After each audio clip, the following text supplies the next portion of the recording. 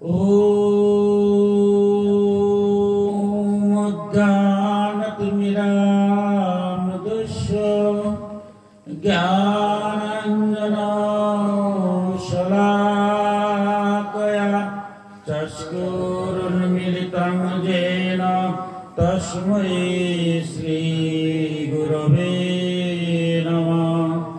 ॐ नमो भगवते वासुदेवाय। श्री भगवान उवाच सर्वभूतस्त्वत्मानं सर्वभूतानि चात्मनि इक्षुति जुगजुगात्मा सर्वत्र समदर्शिनो। भगवान श्री कृष्ण अर्जुन के उपदेशार्थे विश्ववासी के बोलছেন, हे अर्जुन, सर्वव्यापी अनंत चेतने একই ভাবে স্থির রূপী যোগী দ্বারা যুক্ত आत्मा विशिष्ट सर्वत्र समदर्शन विशिष्ट যোগী आत्मा के सकल भूते देखे और सकल भूत के आत्मा भी देखे। बोलছেন যারা যোগী, যারা ভক্ত, যারা উপলব্ধি করতে পারে নিজের আত্মার মধ্যে ভগবান আছেন। আমরা ভগবান খুঁজছি, ভগবান কোথায় আছেন, ভগবান কোথায় নাই। আমরা যেখানে সবাই আসছি, সবাই কি সুস্থ শরীরে বাড়ি যেতে পারবো? এই যে আমি এখানে বসে আছি, আমি এই মুহূর্তে মারা যেতে পারি। মারা যাওয়ার কথাটা শুনলে আমার মতো ওদের একটু দুঃখ হয়, কিন্তু প্রকৃত সত্য হচ্ছে ধ্রুব সত্য, এই মুহূর্তেই মারা যাবে, আপনিও মারা যাবেন। মারা যাচ্ছি না, এটা অনাদিরাদি গোবিন্দের কৃপা। মারা গেলে কেউ আর নাম ধরো ডাকে না, ডাকে বলে লাশ, নামও নেই। তাহলে গোবিন্দ যতক্ষণ আমার হৃদয়ে আছেন ততক্ষণ আমি আসি। গোবিন্দ নাই, আমিও নাই। আপনার প্রতি আমার মায়া, আমার প্রতি আপনার স্নেহ মমতা, গোবিন্দ যতক্ষণ আমার দেহের মধ্যে আছে। তাই ঈশ্বরকে উপলব্ধি করতে গেলে আজকের যে বিষয়টা অর্জুনকে বলছেন যে তুমি হৃদয় দিয়ে উপলব্ধি করো, তোমার মধ্যে ঈশ্বর আছেন। যারা নিজে উপলব্ধি করতে পারে আমার মধ্যে ভগবান আছেন, সে উপলব্ধি করতে পারে অপরের মধ্যে ভগবান আছে। কারণ আমরা এই অশান্তি, এই জ্বালাময় সংসারে অশান্তিটার থেকে আমরা শান্তি চাই। শান্তি চাইতে গেলে কি করতে হবে? এবার অর্জুনকে বলছেন, হে অর্জুন, সর্বত্র যত ভূত আছে, মানে যত প্রাণী আছে, প্রত্যেকের মধ্যে তো ভগবান আছেন। যারা নিজের মধ্যে ভগবান আছেন উপলব্ধি করতে পারে, তারা প্রত্যেকের মধ্যে ভগবান আছে সেই উপলব্ধি করতে পারে। আপনি যদি বুঝেন যে এখানে যারা আছে সবার মধ্যে ভগবান আছেন, তাইলে কারো বিরুদ্ধে আপনি যেতে পারবেন? কারণ ভগবান তো আপনার মধ্যে আছেন, তার মধ্যে আছেন।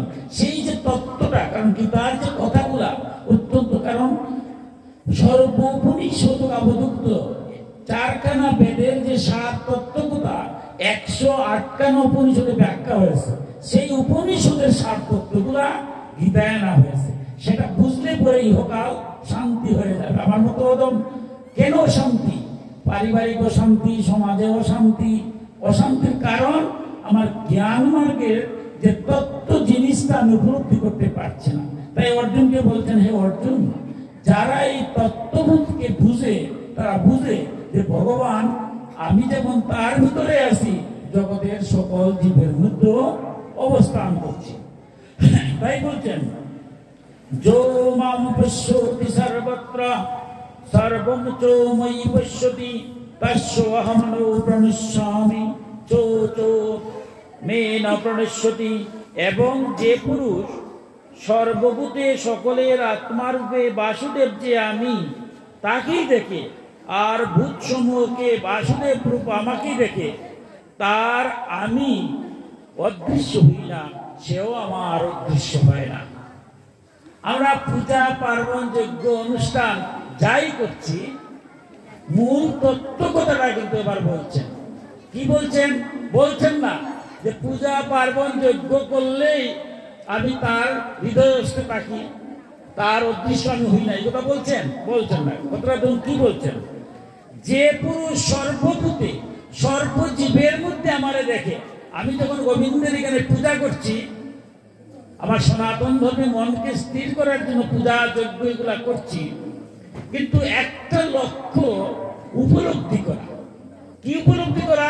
যে ভগবান সবার মধ্যে আছেন।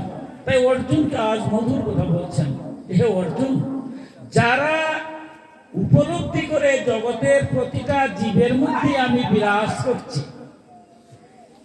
আমি বাসুদেব, আমি ভগবান শ্রীকৃষ্ণ সবার মধ্যে বিরাজ করছি, এই তত্ত্বকথা জেনে জেনে যারা কর্ম করে বলছে আমি তাদের কখনো অদৃশ্য হই না, অর্থাৎ তারা সবসময় উপলব্ধি করে তাদের হৃদয়ের মধ্যে আছে, আমিও উপলব্ধি করি তারা আমার মধ্যে আছে।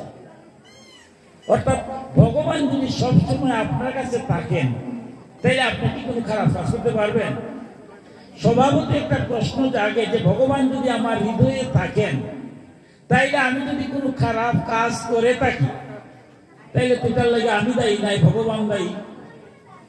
অত্যন্ত সুন্দর কথা, ভালো কথা, ঠিক কথা। এই তত্ত্বকথা দিয়ে আসছেন যে ঠিক আছে, এই উপলব্ধি যদি করা যায়, কিন্তু উপলব্ধি তো হয় না। আমি যখন ভালো কাজ করি তখন ভগবানের নাম নিতেও মন থাকে না। যখন আমার প্রশংসা হয় বলি সব আমার প্রশংসা, ভগবান কিছু নাই। আর খারাপ করলেই এটা ভগবান, এটা হয় নাকি? যদি সর্বক্ষেত্রে এটা হয় যে কোনো কিছু আমার নাই, সব ভগবানের, ভগবানের কাজ আমি করছি, এই স্তরে যখন যাবেন তখন আপনার দ্বারা কোনো খারাপ কার্য হবেই না। কারণ আপনি যার মাথায় লাঠি মারবেন, কার মাথায় মারবেন? আমরা সংসারের মধ্যে সবচেয়ে বড় যে বিপদটা হচ্ছে আমার দেহটা মাতৃগর্ভ থেকে যখন আমরা আসছি, পিতৃ ঔরসে মাতৃগর্ভ থেকে যখন আমরা পৃথিবীতে আসলাম, আসার পরে 5 বছর পর্যন্ত আমাদের হিতাহিত জ্ঞান থাকে না। তাই 5 বছর আমাদের সনাতন শাস্ত্রে হিসাব নিকাশ হয় না। 5 বছর পরে ভগবান আমাকে বিবেক দিয়া দেন অটোমেটিক। আমি কোনটা ভালো কোনটা মন্দ আমি বুঝি। মিথ্যা কথা বললে মিথ্যা কথা বুঝি বলি। চুরকে ধরার পর যদি বলা হয় যে সত্য কথা বলো, চুরি করা কি পাপ? সে বলবে পাপ। করছো কেন? ডুবে পড়ে। এর জন্য কি ভগবান দায়ী?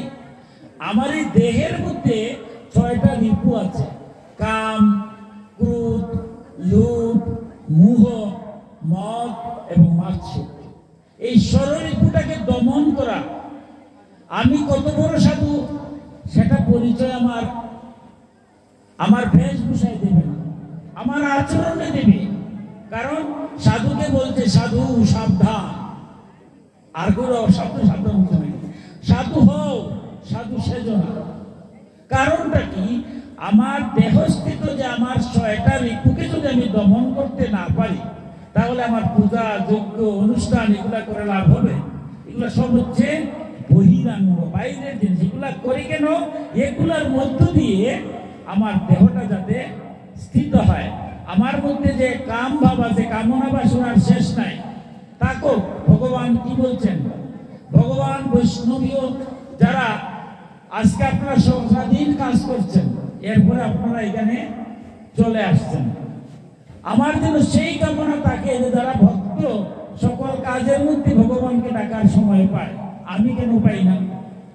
কামটা কিন্তু আমরা সেইভাবে ক্রোধ রাগ হবে, সংসারে আছি, কিন্তু রাগ হলো জ্ঞান বহির্ভূত রাগ, এটা যেন হয় না। আমরা ধর্ম করে যাই, আমার আসল কথাটা ভগবান আজকে বলছেন, যেগুলো আমার দেহস্থিত, এগুলোকে নিয়ন্ত্রণ করতে হবে। আমি যত বড় ধার্মিক হই, আমি ক্রোধান্বিত হইলে আমার জ্ঞান থাকে না, তাহলে কি আমি ধার্মিক? তাহলে আমার ধার্মিক হতে গেলে ধর্ম আকৃষ্ট করতে আমার 6টা রিপুকে ত্যাগ করতে হবে। কামনা ভগবান যা দিচ্ছেন আমি কাজ করে যাব, তাতে আমি সন্তুষ্ট। যেটুকু আছে সেটুকু আমি তাই। কারণ কোন জন্মে কি করেছে আমি তো জানি না। এই সংসারে যে আমরা আসছি, একযুগে আসছি, আমার সনাতন ধর্ম বলছে 84 লক্ষ জুনি পরিভ্রমণ করি আমরা কর্মফলের কারণে। এর মধ্যে 80 লক্ষ বার হচ্ছে ভোগ জুনি, এখান থেকে মুক্তি পাওয়া যায়। সবাই আমরা এই ভোগ জুনিতে কিন্তু আসছি। এই যে মনুষ্যগুলো আসছি 80 লক্ষ বার। এরপরে মনুষ্য জন্ম আসার পরে আবার ভগবান 4 লক্ষ বার জন্ম দেন। হয়তো একসময় হাত নাই, এক সময় চোখ নাই, এক সময় কিছু বক্ত না, এরকম ভাবে সুযোগ দেন। আমাদের এই জন্মটা যে হয় কর্মের দ্বারা। আমরা যদি ভালো কাজ করি তাইলে হয়তো গোবিন্দের কাছে পৌঁছে যাব, অথবা আবার মনুষ্য করে ভক্ত করে জন্ম নিব। আর যদি খারাপ কাজ করি তাহলে বুক জনিতে যাব। বুক জনিতে গেলে 80 লক্ষ খালি ঘুরতেই থাকবো চক্রাকারে। 20 লক্ষণম স্থাবরম, কি বলছে যে 20 লক্ষ বার শুধু স্থাবর বৃক্ষের জন্ম হয়। বৃক্ষ জন্ম হয় 20 লক্ষ বার। শেষ জন্ম হয় চন্দন বৃক্ষ। তাই শেষ জন্ম দিয়ে গোবিন্দের সেবা হয়।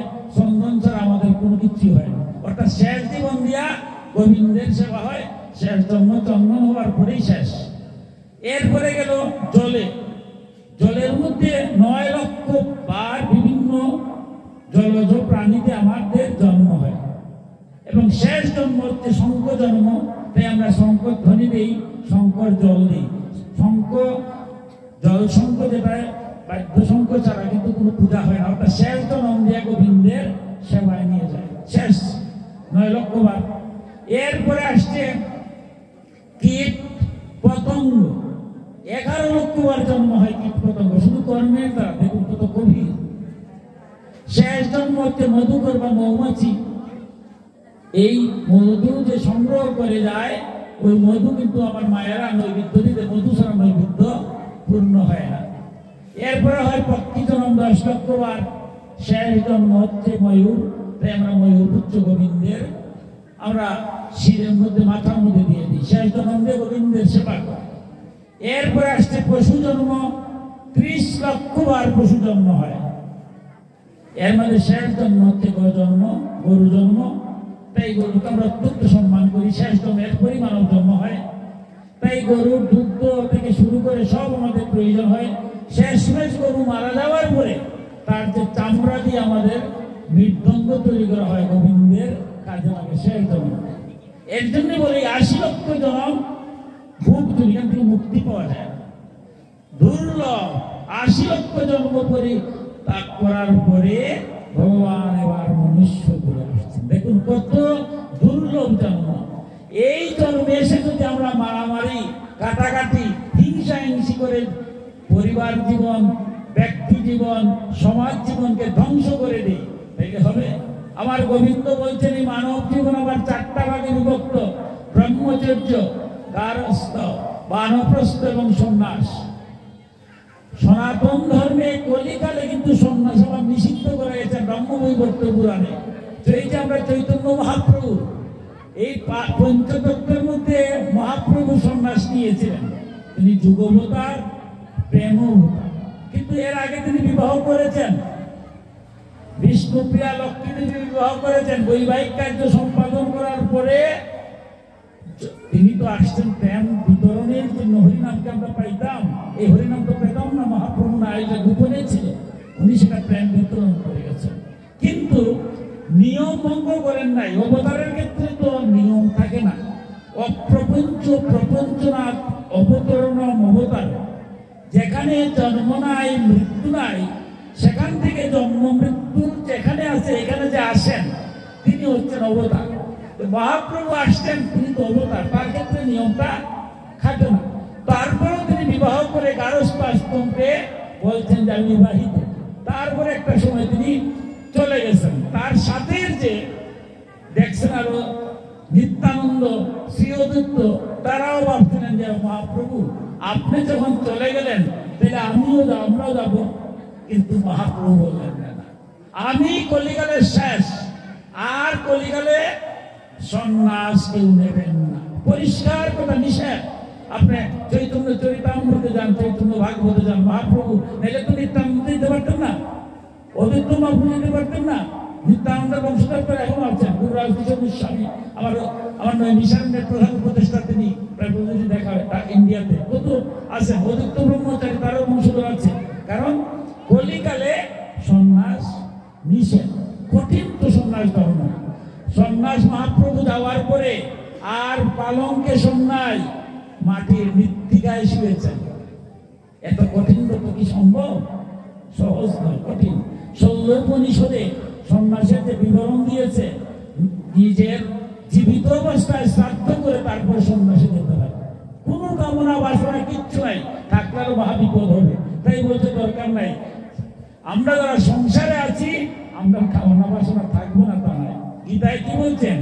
যারা কামনা বাসনা করে, তারা বিভিন্ন দেব দেবীর পূজা করে, তারা জেনে কিংবা না জানে আমারই আরাধনা করছে। তারা যা চায় আর দেবতা যারা দেয় আমার কর্তৃকই তারা প্রাপ্ত হয়, কারণ দেবতারা আমার শক্তি স্বরূপ। এক অদ্বিতীয়ম, আমার সনাতন ধর্মে যেটা ভবিষ্যৎ, ভবিষ্যৎ নয়, এক ঈশ্বর বহুভাবে দেখা হয়। যখন আমরা কামনা বাসনা করি তখন আমরা বিভিন্ন দেব দেবীর পূজা করি। আমরা গারস্থ আশ্রমের জন্য স্বয়ং ভগবান শ্রীকৃষ্ণ যখন অর্জুনকে যুদ্ধের জন্য নিয়েছেন, কুরুক্ষেত্র যুদ্ধে, সেখানে গিয়ে দুর্যোধনকে বধ করা কি তার কঠিন কাজ ছিল? কঠিন কাজ ছিল না। কিন্তু অর্জুনকে বলতেন, অর্জুন তোমার কামনা দুষ্টদের বধ করবে আর রাজ্য জয় করবে, অতএব তুমি আদ্যা শক্তি দুর্গার পূজা করো। এই কুরুক্ষেত্র যুদ্ধে অর্জুন কিন্তু দুর্গা পূজা করিয়েছেন। মহাভারত যেখানে গীতা উৎপত্তি ঠিক আগ মুহূর্তে দুর্গা কাত্যায়নী মহাভাগে বিরলা, এই যে শ্লোকগুলা কুরুক্ষেত্র যুদ্ধে স্বয়ং দুর্গা উপস্থিত হয়ে বলতেন, হে অর্জুন তুমি নর, স্বয়ং নারায়ণ তোমার সহায়, সুতরাং ইন্দ্র অষ্ট তোমার সামনে দাঁড়াতে পারবে না। তুমি অচিরেই ওরাতিগণকে বধ করে তুমি জগতের রাজ্য লাভ করবে। তাই আমরা যে দেব দেবীর পূজা করি, 12 মাসে 13 পূজা আমরা করি, কিন্তু 13 ঈশ্বরকে পূজা করি না, এক ঈশ্বরকে পূজা করি। কারণ কৃষ্ণ মুরলী বাসী অসি বানিয়ে তিনি কালী হন নাই, কৃষ্ণ কালী, যেই কৃষ্ণ সেই কালী। আপনি আপনার গুরু যেভাবে বলেন আপনি আপনার মতো চলেন। আমার গুরু আমাকে যেটা বলছে, কিন্তু আমি দেখুন আমরা যারা মোটরসাইকেল চালাই, বাসে চলি, আমরা মাঝে উঁচা নিচা মনে হয়, কিন্তু যিনি প্লেনে চলে নিচের দিকে তাকায় তার কাছে কি উঁচা নিচা মনে হয়? জ্ঞান দেখতে যখন উপরে উঠে যাবেন আপনাদের মধ্যে কোনো ঝগড়া নেই। ঝগড়া হলো জ্ঞান কম আমার মতো, আমার ঈশ্বর বড় আপনার ঈশ্বর ছোট। ঈশ্বর তো একজন, এগুলো ছোট আর বড় হওয়ার নাই। তাই সনাতন ধর্মের সবচেয়ে বড় জিনিস, হাত জোর করে একটা বলছি, যে আমরা কোন অবস্থায় দ্বিধাগ্রস্ত যেন হই না, বিবাদ যেন করি না। কারণ এই শান্তির জন্য কুরুক্ষেত্রে যে গীতা, আমার পরিবার যদি শান্তি না হয়, আমার সমাজ যদি শান্তি না হয়, আমার দেশ যদি শান্তি না হয়, আমার ধর্ম কর্ম করে কি লাভ হবে? লাভ হবে? তাই শান্তি হতে গেলে আমার ঐক্য রাখতে হবে। আমার মধ্যে এই যে এখানে আসি, যদি এখন বৃষ্টি আসে কিচ্ছু হবে না, কারণ উপরে ছাদ আছে, কিন্তু ছাদটা যদি ছিদ্র হয়ে যায় তাহলে কেন বসতে পারবো? তাই কোন অবস্থায় ছাদকে যেন ছিদ্র করি না।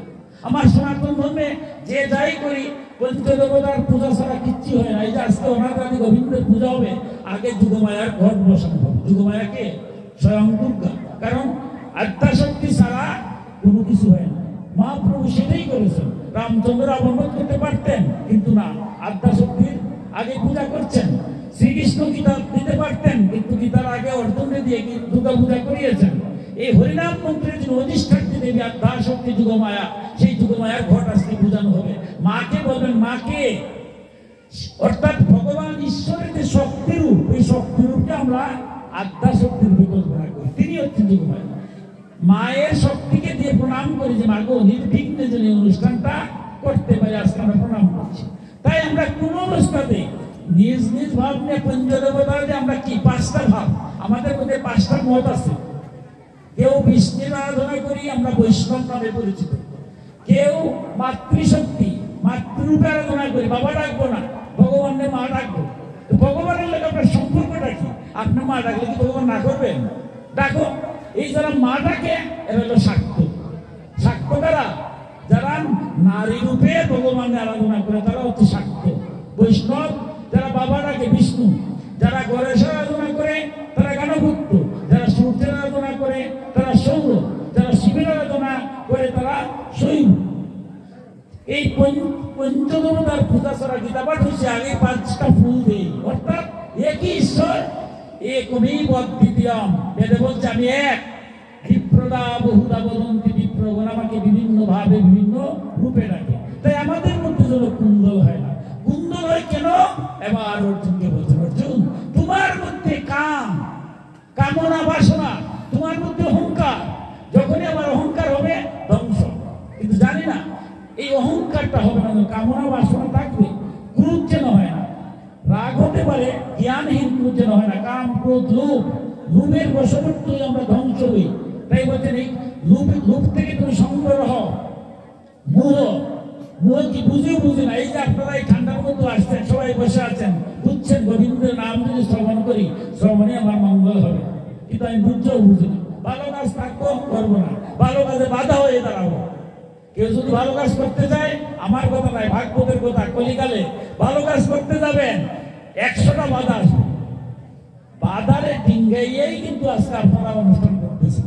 এটি আপনারা পরম ভক্ত যুগান্তরের আপনারা কৃপা বলে হয়েছে। তাই মোহগ্রস্ত না, মদ অহংকার, আমার জন্মের অহংকার হোক, ধনের অহংকার হোক, কিসের অহংকার? এই মুহূর্তে যদি আমি মারা যাই, ছাই হয়ে যাবে। যেভাবে পঞ্চভূতে আমার দেহ, পঞ্চভূতে আবার ছাই হয়ে যাওয়ার পূর্ববর্তী কেউ আছেন? আমার দোষা কি হবে? আমি যদি এখন মারা যাই, কান্নাকাটি সবাই করবে, কতক্ষণ করবেন? 1-2 ঘন্টা, 5-7 ঘন্টা হয়, সবাই বলবে বাসি মরা হয়ে যাবে। ওই দেহটাকে নিয়ে সবাই অগ্নিতে প্রজ্বলন করে দেবে। কিসের অহংকার? 1 সেকেন্ডেও দম নাই। তাই অহংকার, পাক, মদ, মাৎসর্য, পরস্ত্রীকাতরতা, পরের ভালো লাগে না। আপনারা ভালো একটা অনুষ্ঠান করছেন, আমার কাজ করে গেল গালি ত্রুটি দেওয়া, কিন্তু গোবিন্দ বলছেন না, কেউ যদি কোনো কাজ করে তার ত্রুটি দেখার দায়িত্ব আমার নাই। সে যা কাজ করছে ভালোটা কুটিয়ে বার করবো, বলবো এইগুলা ভালো, আর মন্দগুলা কানে কানে গিয়ে বলবো যেগুলো না করতে ভালো। কিন্তু আমার মতো ধন ভালো কাজ করছেন, 100টা একটা কাজ করতে গেলে 10টা ভুল হবেই, আমার কাজগুলো 90টা দেখবো না, ওই 10টা কুড়িয়ে বার করে আপনার ভালো কাজটাকে বন্ধ করে দেবো। ভগবান বলছেন না, এটা পরস্বীকার করা, এটা ত্যাগ করতে হবে। পরের দোষ দেখানো তুমি আসে নাই, পরের গুণ দেখানো। আর আত্মসমালোচনা, আত্মবিশ্লেষণ, আত্মসংশ্লেষণের মধ্যে আত্মশুদ্ধি, যে নিজের কি ভুল আছে, কোন দিকে উঠছিলাম, উঠতে তো ভালো কাজ একটাও করি না। এই যে এখন কিছুক্ষণ আসলাম, গোবিন্দের কৃপায় আপনাদের চরণগুলো একটু মাথায় দিলাম, এইটুকু সময় ভালো কাজ। রাত্রিবেলা আমরা প্রত্যেকেই চিন্তা করতে হবে যে ঘুম থেকে উঠে ঘুমাইবা পর্যন্ত আমার পরিবার হোক, সমাজ হোক, কার সাথে খারাপ ব্যবহার করলাম, যে না অনুতপ্ত, ভগবান ক্ষমা করো, কালকে যেন আর করি। ভালো কাজ যেটুকু করছি, যে ভগবান এইটুকু ভালো করছি, আগামীকালকে যেন আমার এটা থাকে। আত্মবিশ্লেষণ। তাই অর্জুনকে বলছেন, হে অর্জুন তুমি আত্মবিশ্লেষণে হও, হয়ে তোমার মনটাকে স্থির করো। মন যদি স্থির না হয়, ধর্ম করে কোনো লাভ হবে না। তাই বলছেন, এবার কি বলছেন খুব মধুর ভাবে বলছেন অর্জুনকে। অর্জুন তো আর সাধারণ ভক্ত না, অর্জুন আর কথা শুনে এই কথাগুলোকে তো সহজ নাকি, কঠিন। তাই এবার অর্জুন বলছেন, অর্জুন উবাচা যো অয়ং যুগতোয়া প্রক্তো সম্মেন মধুসূদন এতো সাহনকুশন্তি চঞ্চলাতস্কৃতম স্থিরাম। হে মধুসূদন, যে ধ্যান যোগ আপনার দ্বারা সমর্থভাবে কথিত হয়েছে, এর আমি চাঞ্চলতা হেতু দীর্ঘকাল স্থায়ী স্থিতি দেখছি না। কেননা হে কৃষ্ণ, মন অত্যন্ত চঞ্চল, প্রথমত স্বভাব অত্যধিক দৃঢ় বলবান, অতএব তাকে বশ করা আমি বায়ুর মতো অতি দুষ্কর মনে করি। অর্জুন বলছে, ভগবান তুমি যে কথাগুলো এখন বলছো, ষড়রিপু, দেহের মধ্যে কাম, ক্রোধ, লোভ, মোহ, মদ, মাৎসর্য, এই 6টা রিপুরে দমন করা কিন্তু সহজ নাকি? চঞ্চল। তুমি কথা যতক্ষণ বলছো, মনটা একটু মোটামুটি স্থির হয়েছে, কথাও বন্ধ করছো, আবার মন চঞ্চল হয়ে গেছে। এই চঞ্চল মনটাকে আমি স্থির করবো কিভাবে? আমি তো কিচ্ছু পাচ্ছি না। তোমার কথা তো বুঝলাম, মনটা স্থির, আমরা পূজা পার্বণ যোগ্য যাই কিছু করি, কেন মনটা স্থির। সবার মন যদি স্থির হয়ে যেত, আচ্ছা বলেন তো দেখি, তাহলে পরিবারে কেন শান্তি থাকতো? আগে তো আমরা বিশ্ব শান্তি করবে হরিনাম যজ্ঞ করছি, তাই না? পূজা করছি বিশ্ব শান্তি লেগে। বিশ্ব শান্তি তো অনেক কঠিন একটা ব্যাপার সারা বিশ্বে। হ্যাঁ, আমরা যদি বর্তমান যুগে দেখি জাতিসংঘের অধীনে, তাহলে প্রায় 193টা দেশ যদি শান্তি হয়, তাইলে গিয়ে আপনি বিশ্ব শান্তি। এটা তো প্রথম হইতে আমার ব্যক্তি শান্তি, যে আমার মধ্যে চঞ্চলতা নাই। প্রত্যেকে যদি যার দিন মন স্থির হয়ে যায়, নিজে শান্তি। এরপরে তো তার পরিবার শান্তি, পরিবারের মা বাবা ভাই বোন আছে, এই পরিবারটা শান্তি। একটা পরিবার যদি খুব ভালো থাকে, আমরা বলি তো এই পরিবারে কি সুন্দর, বউয়ে কি জালে জালে কি ভাব, শাশুড়ি আর বউয়ে কি ভাব, শ্বশুর আর পুত্রবধূ কি ভাব, ছেলে আর ছেলের বউ কত সুন্দর, এরকম পরিবার হয়। এটি তো আমার গীতায় কিন্তু সেই কথাই বলছে, সব গারস্থ আশ্রম। আমার পরিবারটা, যে পরিবারটা এইরকম, আমার কি আফসোস, আমার পরিবারটা কেন হয় না? আমার পরিবারে আমার বাবারা আমি খাওয়াই না, আমার বউ আমার মারে দেখে না, কত শান্তি আছে না আমাদের মধ্যে, আছে না? তাই আমার পরিবারটারে শান্তি করতে হবে। বাবার কথা ছেলে জানতে হবে, ছেলে মেয়ে যাতে মানুষ হয় বাবাও দেখতে হবে। তাইলে শাশুড়ি বউরে যেমন দেখবে, বউও শাশুড়িরে দেখবে। পরিবার যদি শান্তি হয়, এরপরে আসবে সমাজ, আশেপাশের মানুষজন আছে। ক্ষমা করবেন আমার সনাতন ধর্মে যদি 20 ঘর একখানো থাকে, দল থাকে 5টা। আমি আবারও বলছি, ক্ষমা করবেন, এটা আমার মতো অধমের কথা বলছি, জানি না কিসের লেগা। আমরা ধর্ম এত পূজা হয়, এত যজ্ঞ হয়, কিন্তু দেখা গেল আমরা এক জায়গায় একটা পরিচয় থাকতে পারি না। কখন আমি বলি আমি বৈষ্ণব, মনে মনে ভাব এই সংসারে আমার থেকে বড় আর কেউ নেই। কখন বলে আমি শাক্ত, যে আমি একমাত্র, আর কেউ নেই। কখন বলে আমি শৈব, এই যে অবস্থা। কখনো বলি ব্রাহ্মণ, কখনো বলি অব্রাহ্মণ, যে যেমনে পারে। মূল উদ্দেশ্য ছিল আমি শ্রেষ্ঠ, কিন্তু আমার পরিচয় কিগুলা? আমার পরিচয় একটাই, আমার গীতায় বলছেন যে আমি সনাতন। ভগবান নিজে বলছেন একটাই পরিচয়, আর কোনো পরিচয় নাই। আমার মহাপ্রভু কি বলছেন, যে যেই বোঝে সেই বড়, অভক্তহীনচার, কৃষ্ণ ভজনে নাহি জাতি কুলাদি বিচার। ভগবানকে যে ভজনা করবে, আজকে যে একজন ভক্ত, যে তাকে আপনার বাড়িতে মেথি কি খাওয়াবেন না? ভক্তের কোনো জাত আছে? তারপরে সব ভক্তই যাই না। মহাপ্রভু কি সমস্যা, সমাজের মধ্যে যে কত মত আছে, আমরা এত মত তো আমি ইচ্ছা করে পারবো ভাঙতে পারবো না, কিন্তু এক জায়গায় মহাপ্রভু সব এক করে দিচ্ছে। কি করছে? যে ভগবানের নাম যে নিবে, কীর্তন যে করবে। আজকে আমরা দধির মাত্র যখন ভাঙবেন, ভাঙ্গার পরে কি করবেন? গোলায় গোড়ায় ঘুরে গাবেন না? এখানে পিতা পুত্র থাকবে না? এমনি কি পুত্রর চরণ ধুলি কি বাবায় মাথায় দেয় না? দেয়নি। ব্রাহ্মণ অব্রাহ্মণ, ভক্ত অভক্ত, কত বলে আমরা সমাজ, ছোট বড়, স্বামী স্ত্রী আছে, আমরা পরিচয় অনেকটাই। যত পরিচয় থাকুক, দধির মাত্র ভাঙ্গার পরে যখন ধুলাটা আমি মাথায় নিই, তখন কি কোনো পরিচয় দিয়ে আমার মাথায় নেই? কারণ এখানে সবাই ভগবানের। আজ ভগবান সেই কথাই বলছেন, সবার মধ্যে ভগবান আছেন, আমি বুঝতে পারি না। ওই দধির বান্য মহাপ্রভু ভাঙ্গায় যেদিন, এদিন বুঝে একটু সময় লেগা, যে ও তুমিও যেটা আমিও তা, আমার মিত্র ভগবান, তোমার মিত্র ভগবান। দধির ভাঙ্গ শেষ, এরপরে আমার অহংকারে মুক্ত হয়ে যায়। তাই প্রত্যেককে আমার সম্মান করতে হবে, কাউকে ছোট করা যাবে না। তার মধ্যে যে ভক্ত সবাই থাকে, তাই আমরা সবাই ভক্ত হই। সবাই যদি আমি সৎ হই, এই সমাজে যারা সৎ ব্যক্তি, এই তো ভক্ত। যে মানুষের কল্যাণ করে, সমাজের মঙ্গল চায়, তাকে সবাই শ্রদ্ধা করে। তাই অর্জুনকে বলছেন, অর্জুন তুমি ভক্ত হয়ে যাও। ভক্ত হলে আর কোনো সমস্যা নাই। তাই অর্জুন বলছেন, আমি যে ভক্ত হবো, তো সহজে কি ভক্ত হওয়া যায়? তুমি আগে বলছো যে কথাগুলো, এইগুলোও কঠিন। এখন আসা আমার মনটা তো চঞ্চল, এই চঞ্চল মনকে স্থির করতে পারে না। ভগবান বলছেন যে তুমি এবার ভক্ত হয়ে যাও, তোমার আর কোনো চিন্তা নাই। ভক্ত হলে তুমি এবার সবার তুমি সমদর্শী হবে। এবার কি বলছেন দেখুন, ভগবান কি মধুর কথায় বলছেন।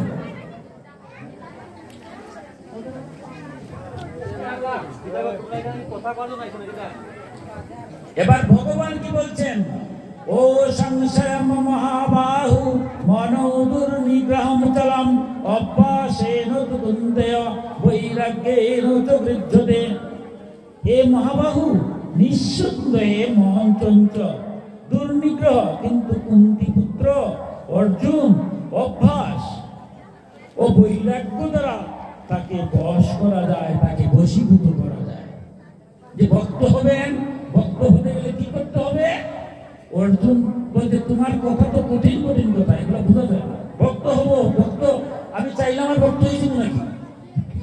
আমাকে বলো তাহলে আমি কি করতে হবে যাতে আমার মনটা, আমার উদ্দেশ্য তো আমরা মনটা স্থির, মন যদি স্থির হয়ে যায় তখন আমরা বুঝতে পারবো যে আমরা এই সংসারে আসছি, আমার উপর যে দায়িত্ব, যে কর্তব্য আছে, আমি কর্তব্য থেকে বিচ্যুত হব না। ভগবান কিন্তু বলছেন না সংসার ত্যাগ করে চলে যাও, সংসারে থাকবা, এটাই শ্রেষ্ঠ। সংসারে কর্তব্য কর্মটা আমরা করবো, কিন্তু কর্তব্য কর্মটা আমরা করতে পারি না। আমি জন্ম নিয়েছি, কিভাবে এলাম পৃথিবীতে? এই যে বলছেন অভ্যাস, অভ্যাস আর বৈরাগ্যর দ্বারা মনকে তুমি স্থির করো। তো আমরা অভ্যাস এবং বৈরাগ্য যদি থাকে তাই আস্তে আস্তে আমরা ভক্তি হবো। দুইটা কথা আমরা পাইলাম, অভ্যাস এবং বৈরাগ্য। প্রথম কথাটা হচ্ছে আমরা যে সংসারে আইলাম, আমরা কোথায় ছিলাম? আমার বাবা হতভাগা মারা গেছেন, আপনাদের কৃপায় আমার মা আছেন, এখানে অনেকেই আছে, অনেকেই মা বাবাকে হারিয়েছে, তারা গেলেন কোথায়? আমি যদি এই মুহূর্তে মারা যাই, আমি যাবো কোথায়? আপনি যাবেন কোথায়? তাহলে আমরা আসলাম কোথা থেকে? যাবই বা আমার কোথা থেকে? দেখুন, পুকুর থেকে জল আনলেন, জল আনার পরে যদি গ্লাসে রাখেন, এটা গ্লাসের জল, বাটিতে রাখলে বাটির জল, কেটলিতে রাখলে কেটলির জল, থালে রাখলে থালের জল হবে। তো আমরাও পরম ব্রহ্ম থেকে আমরা আসছি। আমাদের সনাতন ধর্মে বলতে বিশ্ব ব্রহ্মাণ্ড যেমন সৃষ্টি করেছেন ব্রহ্মা, সৃষ্টিরূপে যেমন ব্রহ্মা সৃষ্টি করেছেন, কিন্তু মানুষ আর সৃষ্টি করতে পারছেন না। কি করবেন? কি প্রাণী তৈরি করবেন? যত প্রাণী তৈরি করছেন পৃথিবীটা সুন্দর হচ্ছে না, তাই তার মানস পুত্র সনৎ কুমারকে সৃষ্টি করলেন, সপ্তর্ষির সৃষ্টি করলেন, তারাও বংশ বিস্তার করলেন। তখন তার দেহ, ব্রহ্মার আরেক নাম হচ্ছে কায়। কায় থেকে আমরা এই দেহকে বলা হয় কায়া। ব্রহ্মার থেকে একজন নারী এবং একজন পুরুষ, স্বয়ংভূত মনু এবং শতরূপার সৃষ্টি হয়। এবং তার 3 পুত্র, 2 পুত্র এবং 3 কন্যা প্রসূতি দেবাহুতিতে ভাগবত বর্ণনা দেওয়া আছে। এই তাদের এই ছেলে মেয়ের সাথে ওনার যে মানস পুত্র অত্রি বশিষ্ঠ, এদের বিবাহ বন্ধন হয়েছে। এরপরে ধীরে ধীরে আমরা এই পৃথিবীতে আসছি। তাই আমাদের পূজার সময় দেখবেন বলা হয় গুত্র, মানে আপনি কোন ঋষি থেকে আসছেন। তাহলে এখানে বলেন তো কেউ গুত্রশাল আছে? গুত্রশাল, গুত্র কি যদি বলা হয় ভরদ্বাজ, তো তার আবার 3 প্রবর আছে, অর্থাৎ তার আবার 3টা গোষ্ঠী আমরা বলি না। এবং আমার বাপ কাকার 3 ভাই, ভরদ্বাজ বলে দেবে ভরদ্বাজ, আঙ্গিরস, ভারসপুত্র। যদি শাণ্ডিল্যকেও বলেন শাণ্ডিল্য, অসিত, দেবল। এইভাবে যতটা প্রবর আছে, আমাদের পুত্র আছে, ভাগ করা আছে। অর্থাৎ এই ঋষিদের পৌরজাত সন্তান আমরা। তাহলে এখানে যারা আছে, কোন ঋষি রক্ত ছাড়া কেউ আছি? একজন না একজন ঋষির, ওই পূর্ব যে ঋষিরা আছে। এখন প্রশ্ন হলো যে আপনি যে বলছেন আমরা সবাই ঋষির সন্তান, সবারটা বাদ দিলাম, আমার কথাই বলি। এখন আমার পুত্র হচ্ছে ভরদ্বাজ, তো ভরদ্বাজ মুনি, এখন ভরদ্বাজ মুনির আশ্রম আছে। আপনারা যারাই আমরা প্রত্যেকের কিন্তু যদি ভারতে যান, প্রয়াগে যদি যান, এগুলা হরিদ্বারে, যে আপনার যে পুত্র, ওই পুত্র ঋষির খুঁজ পাবেন। এখানে গেলে আপনার খুঁজ করবেন, গেলেই দেবেন তাদের যে পুত্র আছে, ওই পুত্র অনুসারে ঋষির একটা আশ্রম আছে, এখন আছে।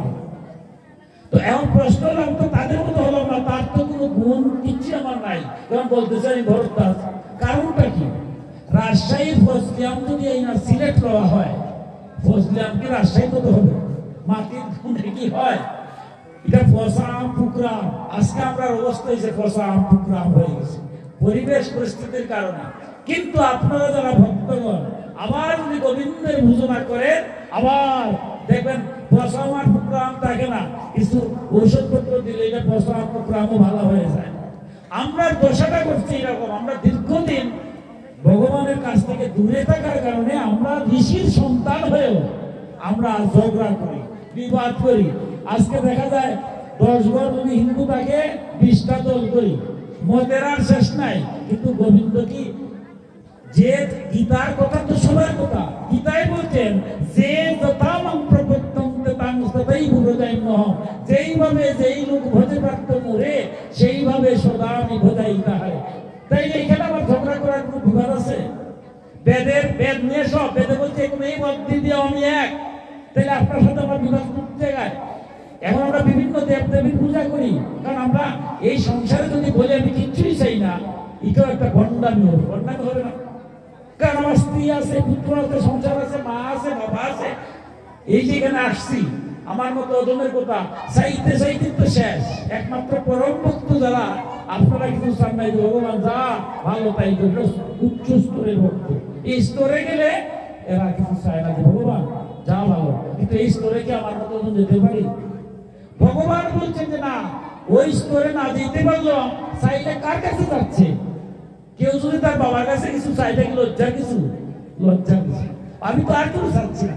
তাই ভগবান বলছে আজকে আমাদের চাচ্ছে, তাই বিভিন্ন দেব দেবী পূজা করছে। চাইতে চাইতে এক পর্যায়ে গেল, বহুত কিছু আর না, এবার তোমার চরণ দাও, ওই আবার গোবিন্দের কাছে আমি যাবো। তাই আমরা ঝগড়া করবো না, কোনো বিবাদ করবো না, আমরা একটা সাধারণত নিজ নিজ গুরু যেভাবে বলেন একটু কি রাখছি। তাই বলছেন, কি বলছেন অর্জুন? অর্জুন, এই চঞ্চল মন, তুমি যেটা বলছো ঠিক আছে, সেটা সহজ নয়, তবে এটা অভ্যাসের দ্বারা, একদিন হবে না, অভ্যাসের দ্বারা। বলছিল আমার মুনি ঋষি, তারা যে অভ্যাস ছিল, এই অভ্যাসটা কিন্তু ত্যাগ করছে। আজকে আমার চেহারাও এরকম না, আমি ভরদ্বাজ মুনির মতো চেহারা আছে, তারা আমাদের মুনি ঋষিরা দেখলে বলে শ্রদ্ধা লাগে, কিচ্ছু হলো না, ফুকরা পোষা হয়ে গেলাম। কারণ আমি ভগবান কৃষ্ণের দুইটা জিনিস ত্যাগ করে ফেলছি, একটা হচ্ছে অভ্যাস, একটা হচ্ছে বৈরাগ্য। তাই অর্জুনকে বলছে, হে অর্জুন, তুমি অভ্যাস এবং বৈরাগ্যর দ্বারা তুমি ভক্তি পাও, দেখবা তোমার মস্তির হয়ে গেছে। অভ্যাসটা করে দেখুন, আমার সনাতন ধর্মে বলছে আমরা প্রত্যেকে ব্রাহ্ম মুহূর্তে উঠার কথা। আমরা যারা, আমি আগেই বলছি, যেখানে যারাই আছে কেউই পুত্র ছাড়া নাই, তার মানে সবাই ঋষি, ঋষির সন্তান আমরা।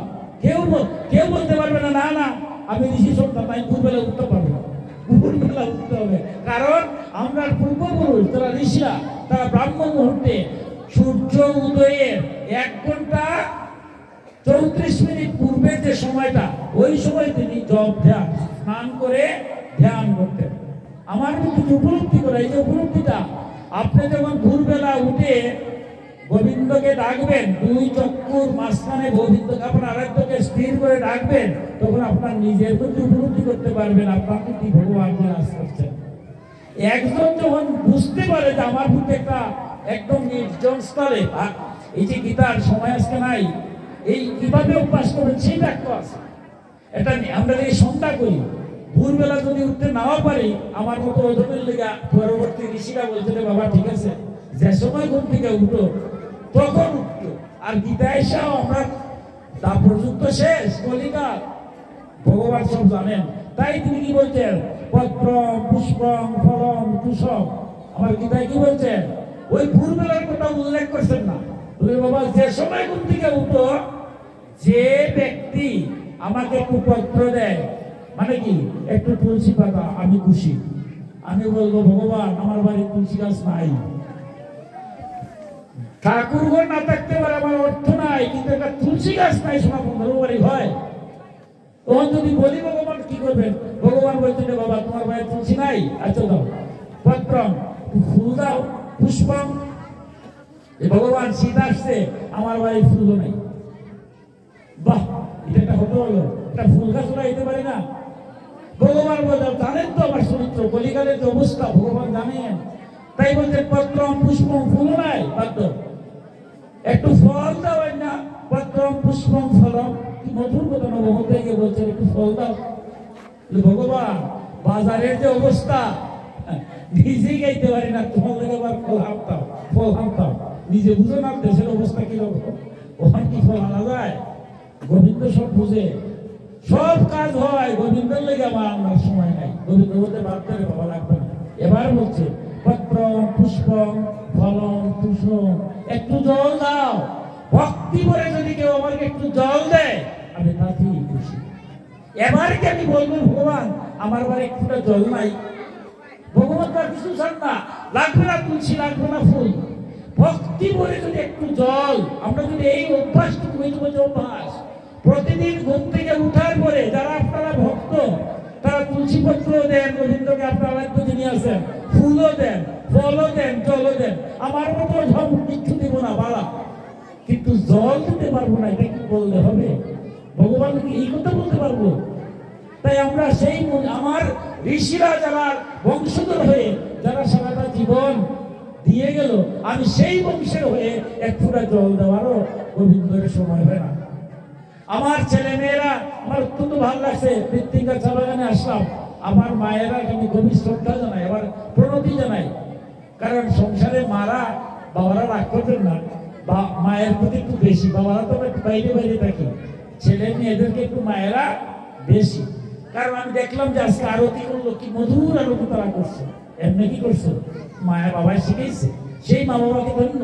তাই প্রতিটা ছেলে মেয়ের যদি ঘুম থেকে উঠে যে বাবা ঠিক আছে, ব্রাহ্ম মুহূর্তে উঠতে না পারলেও, মানে তো ব্রাহ্ম মুহূর্তে মানে সূর্যোদয়ের আগে উঠার কথা, আচ্ছা উঠতে না পারলেও কলিকাল কি করে যাবে, যে সময় উঠি উঠতে যেন আমরা যে সময় স্নান করি একটু গোবিন্দকে যেন একটু ফুল তুলসী জল দিই। যে ছেলে বা মেয়ে প্রতিদিন ঘুম থেকে উঠে তার আরাধ্য দেবতাকে, যারাই দেব তারাই ফুঁকে দিচ্ছে। কারণ বৃক্ষের মূলে যদি কেউ জল দেয়, শাখা প্রশাখা যা আছে সবটাই পায়। তো আমার সনাতন ধর্মে আপনার যেই দেন, যারাই দেন, যে নামেই দেন, একজনই, যিনি কৃষ্ণ তিনি কালী, কৃষ্ণ কালী, নিজ নিজ গুরু যেভাবে বলছে সেইভাবেই দেন।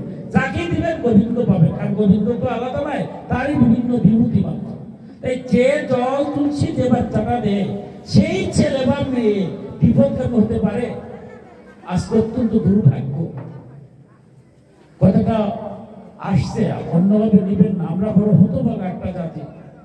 সনাতন ধর্মের আজ ছেলে মেয়েরা লেখায় পড়ায় অনেক উন্নত হচ্ছে, এটা অস্বীকার করা যাবে না, লেখাপড়া অনেক শিখছে, কিন্তু তারা আজ বিপদে চলে যাচ্ছে।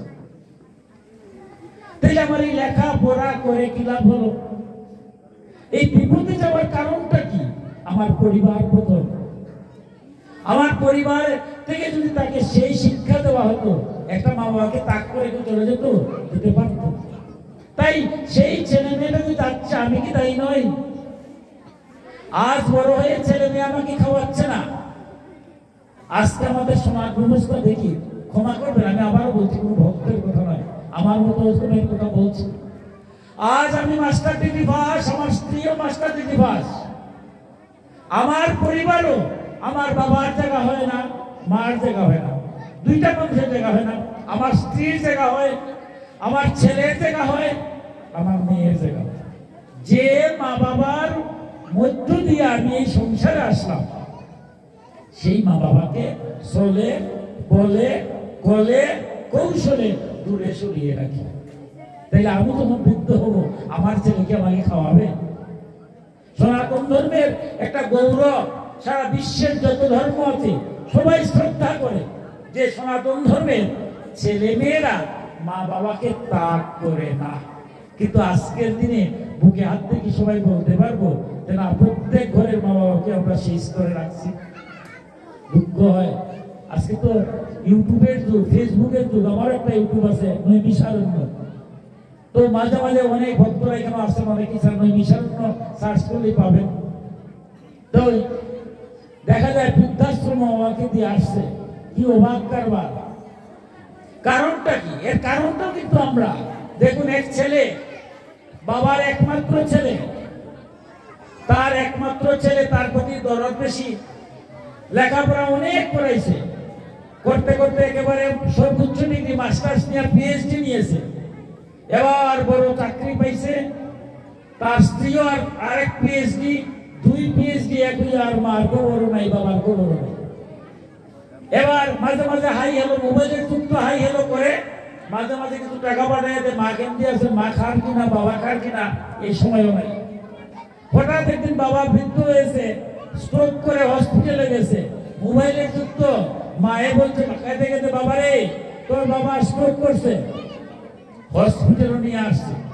ছেলে ওই মোবাইল থেকে বলছে, মা গো আমি তো এখন আছি আমার বন্ধুর এক ম্যারেজ ডেতে, তুমি এগুলা বুঝবে না, আধুনিক সময়ে বন্ধুর ম্যারেজ ডে, বন্ধুর ছেলের বার্থডে, এগুলোতে যেতে হয়, তোমরা কেউ বুঝবে না। আমার কালকে আর একটা বার্থডে আছে, যেতে হবে, আমার এই এক সপ্তাহের মধ্যে বার্থডে, ম্যারেজ ডে কত ডে আছে, এগুলো না গেলে তো হয় না। বাবা বৃদ্ধ হয়েছে, হসপিটালে ভর্তি করছো, ডাক্তারে যা বলে বলছে, আমি আর এসে কি করবো, আমি পারবো না, মাথারও সময় নেই, মোবাইলটা কেটে দিয়েছে। এবার হাউ হাউ করে মা কাঁদছে যে হায় রে, এই ছেলেকেই মানাইলাম, আর বাবা মৃত্যু সজ্জায়, সে আসার সময় নাই। আচ্ছা দেখুন তো, এই জন্য কি শুধু ছেলেটাই দায়ী? কারণ ওই ছেলেটা যখন ছোট থেকে বড় হয়েছে, কোনদিন কোনো এই যে আজকে কেন আমার কোমলমতি ছেলে মেয়েরা আপনারা নিয়ে আসছেন, লেখাপড়া হবে, একদিনে লেখাপড়া নষ্ট হবে না। ভগবানের কৃপালা, ভক্তের কৃপালার দরকার আছে, মন্দিরে যেতে হবে, গীতা ভাগবত শুনতে হবে। ওই ছেলেটা কোনদিন তো তার মা বাবা নিয়ে যায় নাই। আর পড়া পড়া পড়া, শুধু এক পড়া ছাড়া আর কিছু নাই। ওরা বলতো যে মাটির পয়সা পয়সা আস্থা দিন পয়সা, তারা কাম কাজ নাই, তারাই বুঝা বুঝা কীর্তন করে আর পূজা করে, এটা দিয়ে লাভ আছে নাকি? বাদ দে বাবা, আমিও যাই না, আর তুইও যাওয়ার দরকার নেই। কোনদিন তো সে যায় নাই। সে অনেক লেখাপড়া করেছে, এটা ঠিক আছে, কিন্তু সে তো আসল তত্ত্বকথা সে জানে নাই যে পিতা স্বর্গ, পিতা ধর্ম, পিতা হি পরমতব, পিতরি পৃথিমা পণ্যে প্রিয়ন্তে সর্বদেবতা। পিতা, আমার যদি পিতার উরুষে জন্ম না হতো, আমার এই দেহটাই আসতো না। আসতো, কারণ আমরা এই যে আমরা আসছি, বলছিলাম ঘটির জল বাটির জল, যখন আমি ঈশ্বরের কাছ থেকে আসছি, কিভাবে আসছি? পিতৃ ঔরসে, মাতৃগর্ভে আমার জন্ম হয়েছে। সেই পিতার ঔরসে যদি আমি না আসতে পারতাম, তাহলে কি জগৎ দেখতে পারতাম?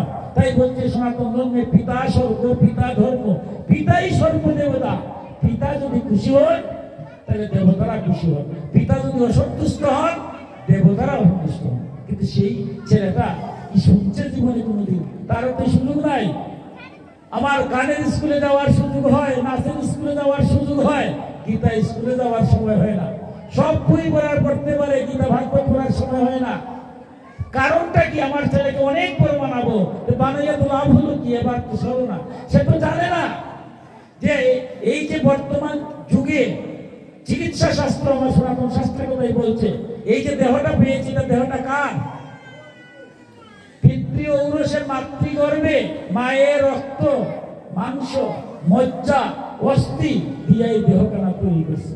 আমার মায়ে যদি তৈরি করিয়ে দিত না এই দেহটা, আমার বিষ্ণু পুরাণে গিয়ে বলছেন মধুর ভাবে, যে যারা মা বাবার পূজা না করে, গোবিন্দ বলছে আমার পূজা করে, আমি তার পূজা গ্রহণ করি না। দেখুন কত কঠিন কথা। আপনার বাড়ি পূজা হলে এই পুরোহিতে সংকল্প করেন, বলেন আগে মা বাবাকে প্রণাম করে আসো। মা বাবাকে প্রণাম করে ভক্তি না দিয়ে কোনো পূজা যোগ্য হয় না। তাই বিষ্ণু পুরাণে বলছেন আমার পূজাও যদি কেউ করে, তার মা বাবার সেবা করে না, আমি সেই পূজা গ্রহণ করি না। কারণ ভগবান শ্রীকৃষ্ণ যখন যদি ভাগবতে যান দশম স্কন্ধে, সুদামা প্রশ্ন করেছে যে তুমি তো কত কথা, গরু চড়াচ্ছে তো, আর মধুর মধুর কথা বলছে, তুমি কত কথা, 24 প্রকার গুরু বলছে একবার, আর একবার বলছো 28 প্রকার গুরু। এত কথা বুঝি না, সংক্ষেপে বলতো দেখি। প্রধানত গুরু কয়জন? ভগবান শ্রীকৃষ্ণ বলছেন ভক্তাদিন তো এই যে ভাগবত মধুর কথাগুলো ব্যাখ্যা করছে। ভগবান শ্রীকৃষ্ণ সুদামাকে বলছেন যে তুই যখন বড় কথা বলছিস, এখন তোমার বলতেই হবে। প্রধানত তুমি ধরো যে 3 জন গুরু। সুদামা বলছেন 3 জন হইল তো 3 জন, তাহলে প্রথম জন তাহলে মহাগুরু। হ্যাঁ মহাগুরু। দেখুন এই যে মহাগুরু কথাটা বলছে, কার কথা? ভগবান শ্রীকৃষ্ণ সুদামাকে বলছে যে প্রথম গুরু হচ্ছেন পিতা মাতা, দুইজনই এক, পিতার মাতা মিললে এক। কারণ বৈবাহিক বিবাহের সময় আমার বাবা যখন আমার মাকে নিয়ে আসছেন, 2 হৃদয় এক করে নিয়ে আসছেন। আমরা যারা বিবাহিত মন্ত্র যে বলছি, বিবাহের পরে আর আলাদা থাকে না, 2 হৃদয় এক হয়ে যায়। এই জন্য মা বাবাকে এক। তাহলে 1 নম্বর গুরু তাহলে মহাগুরু। মহাগুরু কিন্তু আর সনাতন ধর্মে আর কাউকে বলে নাই। মহাগুরু একজন, পিতা এবং মাতা। তাহলে এরপরের গুরু, এরপরে হচ্ছে দীক্ষা গুরু। অখণ্ড মণ্ডলাকারং ব্যাপ্তং যেন চরাচরং তৎপদং দর্শিতং যেন তস্মৈ শ্রী গুরুবে নমঃ। যিনি পরম ব্রহ্মের পথ দেখান, তিনি হচ্ছেন দীক্ষা গুরু, সেই গুরু। আর এরপরে হচ্ছে ভগবান। ভগবানকে পাইতে গেলে আগে তুই গুরু মাধ্যমে যেতে হবে। এবার সুদামা বললেন যে তোমার কথা বুঝলাম না, স্বয়ং ভগবান পরম ব্রহ্ম, তারে তুমি রাখছো 3 নম্বর। আচ্ছা 2 নম্বরে রাখছো কারে? দীক্ষা গুরু, যিনি ভগবানের পথ দেখিয়ে দেন। আচ্ছা মানলাম, কারণ পথ যদি না দেখাই দেন তো তার ভগবানের শিক্ষা না। দীক্ষা মানে কি? যে বীজটা দেন, বীজ মন্ত্রটি সহজেই ডাক দিলেই ভগবানকে পাওয়া যায়। যারা মন্ত্র নিয়েছেন, মন্ত্রের যে গুণ গায়ে মনোবাক্যে যদি মন্ত্র জপ করতে পারেন, গুরুর কৃপায় আপনি ঈশ্বর দর্শন হবেই, ইহকালেই হবে। কারণ যুগে যুগে মনীষীরা হয়েছে, আমার মতো হলেও ডাকতে পারি না, তাই জন্য ভগবান তাই গুরু যে বীজ মন্ত্র দিলেন, তাই আমরা ভগবানকে ডাকতে পারি না, ভুল ভ্রান্তি হয়। তাই গুরুকে আগে প্রণাম করি, যে ভুল ভ্রান্তি যদি হয় আমার কোনো দোষ নাই। এই যে কেন আসছি, কত ভুল করতেছি, গুরু যদি কৃপা না করে, তা আমার কি যে হবে তার শেষ নাই। কারণ গুরুরূপে সব সমঝাই দিলাম, গুরু তো বসন বিপদ, ভুল ভ্রান্তি সব গুরুরূপে হয়ে গেল। কারণ কৃষ্ণ গুরুরুষ্ট হলে কৃষ্ণ নাহি পারে, কৃষ্ণ রুষ্ট হলে গুরু রক্ষা করতে পারে। তাই বলছেন সুদামা যে ঠিক আছে, গুরুকে প্রণাম করে ভগবানকে ডাকবো, এটা মানলাম, কিন্তু তার উপরে তো তুমি দিয়েছো মা বাবারে, তার উপরে তোমার গুরু। এবার সুদামাকে বলছেন, সুদামা দেখো, এই দেহটা নিয়ে যারা আসছে এই সংসারে, মানব দেহ, পিতৃ ঔরসে মাতৃগর্ভে মায়ের রক্ত মাংস মজ্জা অস্থি দিয়ে যদি মাংস পিণ্ডটা তৈরি করে না দিতেন, তাইলে অনাদি আদি গোবিন্দ কি দেহের মধ্যে প্রবেশ করতে পারতেননি। কারণ সপ্তম মাসে আমার গোবিন্দ কোন সময় আসে? যখন মাংস পিণ্ড তৈরি হয়, পিতৃ ঔরসে মাতৃগর্ভে মায়ের রক্ত মাংস মজ্জা অস্থি দিয়া মাংস পিণ্ড যখন তৈরি হয় মাতৃজঠরে, তখন অনাদি আদি গোবিন্দ এসে ওই মাংস পিণ্ডের মধ্যে প্রাণ চাঞ্চল্য দেন, পরমাত্মা জীবাত্মা মেশে প্রবেশ করে। এবার ভগবান শ্রীকৃষ্ণ বলছেন, সুদামা যদি আমার মা বাবার মাধ্যমে এই মাংস পিণ্ডটা তৈরি না হতো, তাহলে অনাদি আদি গোবিন্দ আমি নিজেই দেখতে পারতেন। তাহলে আগে যে মাংস পিণ্ডটা তৈরি করলো তারে তাক করে কি আমার রাখবে? তাই সনাতন ধর্মে মাতৃ প্রণামে কি বলছে? যত প্রসাদ জগৎ দৃষ্টং পূর্ণ কাম দদাসিসা প্রত্যক্ষ দেবতাই তস্মৈ মাত্রে নমো নমঃ। বলছে যার প্রসাদে অনুগ্রহে এই দেহটা আমরা পাইলাম, সেই মাকে হচ্ছে কুশির দেবতা। কুশির দেবতা আর সন্তানের কাছে তার মা বাবা সমান, তাই তাদের সেবা না করে জগতের কোন সেবা হবে না। লোকনাথ ব্রহ্মচারীর কথা জেনেছেন, আমার যুবক ভাই বোনেরা খুব বেশি ভক্ত, কারণ লোকনাথের যখন আশ্রম যায় খুব ভালো লাগে। এখানে অনেক আছে, কিন্তু লোকনাথের যখন কোনো অনুষ্ঠান হয়ে গিয়ে দেখি সব শুধু যুবক এবং আমার ভাই বোনেরা প্রচুর, তাই খুব ভালো লাগে।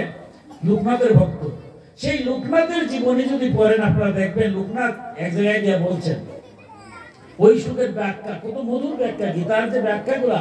লোকনাথ বলছেন যে গীতারে তোমার জীবনী সঙ্গী করে ফেলো, দেখো তোমার জীবন আর কিছু করে না, গীতা মতো চলো, জীবন আপনা আপনি চলে যাবে। তার ব্যাখ্যা মাঝে মাঝে এই শ্লোকটা ব্যাখ্যা করছেন কিভাবে? বলছেন পূজা বা যজ্ঞ অনুষ্ঠানে দেখবেন, যজ্ঞ বা আহুতি যেটাকে বলি আমরা, আহুতি মানে কি? সবার শেষে আগুন দেওয়ার পরে পূর্ণাহুতি দেওয়া হয়, কলা অথবা নারকেল। আগুন যখন ধাউ ধাউ করে তখন দেখবেন আহুতির মধ্যে কলা বা নারকেল দেওয়া হয়। লোকনাথ ব্রহ্মচারী বলছেন যে আগুন নাই, ছাই আছে। আগুন থাকলে পরে একটু ঘি দিলে পরে কি হয়, আরেকটু আগুন উঠে। এবার দেখা গেল আগুন নাই, শুধুমাত্র ছাই। ছাইয়ের মধ্যে যদি টিনের পর টিন শুধু খালি ঘি ঢালা হয়, মূল্যবান জিনিস, তাইলে কি আমাদের পূর্ণাহুতি দেওয়া যাবে? যাবে না। ঠিক তেমনি ভাবে মা বাবার সেবা না করে যদি গোবিন্দের নামক ঘির পরে ঘি দেওয়া হয়, অর্থাৎ যত বড় যজ্ঞ করি, মা বাবার সেবা করি না, মা বাবার পূজা করি না, মা বাবাকে খাওয়াই না, মা বাবাকে দেখতে পারি না, আর ঘির তো মূল্যবান, ঠিক সেইভাবে যদি পূজা যজ্ঞ অনুষ্ঠান বিশাল বিশাল করি, লোকনাথ ব্রহ্মচারী বলছেন সেটা ছাইয়ের মধ্যে ঘি ডালার মতো কোনো কাজ হবে না। এমনকি এই যে আজকে দামোদর মাস, এই দামোদর মাসটা দেখুন, ভগবান পূর্ণ ব্রহ্ম এসে জন্ম নিয়েছেন। হ্যাঁ, তিনি যখন বাল্য লীলা করেছেন, কত মধুর লীলা, মণি চুরি করেছেন পাশের বাড়ি থেকে, বিচারও আসছে, নালিশও বসে। আবার একদিন যদি গোপাল না যায় তার বাড়িতে, তাইলেও আবার এসে বলে তোমার গোপাল গেল না কেন। কত লীলা, এই লীলার মধ্যেও এই দামোদর লীলাটা মধুর লীলা। তার প্রতিটা লীলাই তো একটা কারণ ছাড়া হয় না। যখন তার মা যশোদা কি করবেন, দুষ্টামি করেছে, কোমরের মধ্যে দামু মানে কি কোমরের মধ্যে দড়ি দিয়ে বাঁধবো, বাঁধতে গেছেন আর বাঁধতে পারে না, 2 আঙ্গুল হয়ে যায়। অতি সংক্ষেপে বলছি, কারণ ভগবানকে কি বাঁধা যায়?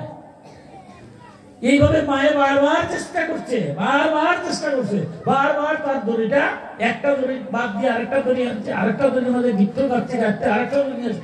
যতবারই ওনার উদর, দামোদর মানে কি উদর মানে পেটের মধ্যে তিনি দড়ি বাঁধবেন, দড়ি তো আর বাঁধতে পারেন না, 2 আঙ্গুল হয়ে যায়। একেবারে ঘেমে গেছেন।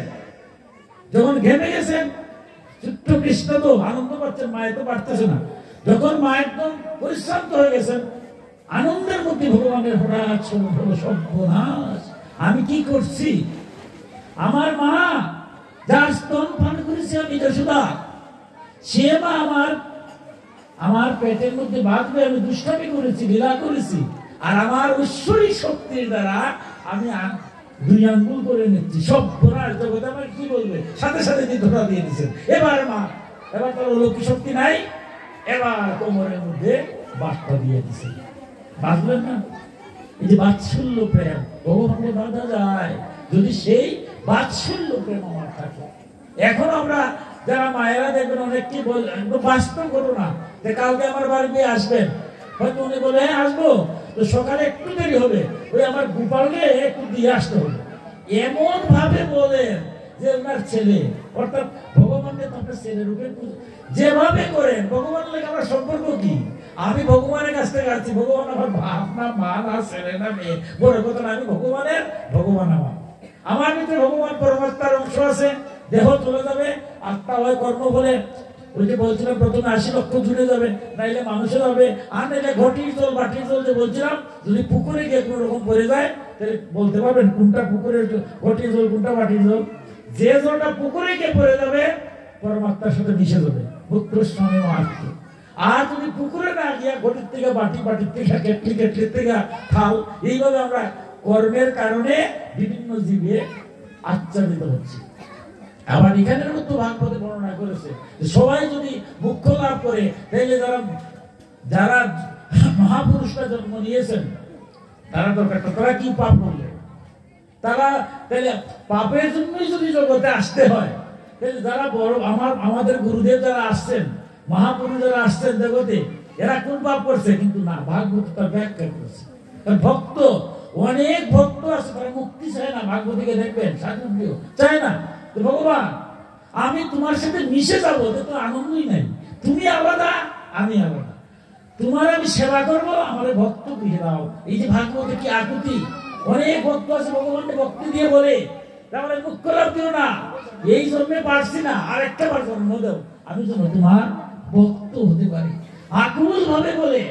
এবার ভক্ত যে আপনারা, যদি আপনারা দিন রাত, এই যে আজকে যারা কমিটির সদস্যরা আছেন দিন রাত ভিক্ষা করেছেন, ভিক্ষা করেন নাই, আমার মহাপ্রভু তো আপনার টাকা তাকলো সুযোগ করে দেয় নাই, আপনি করতে পারবেন হরিনাম কীর্তন?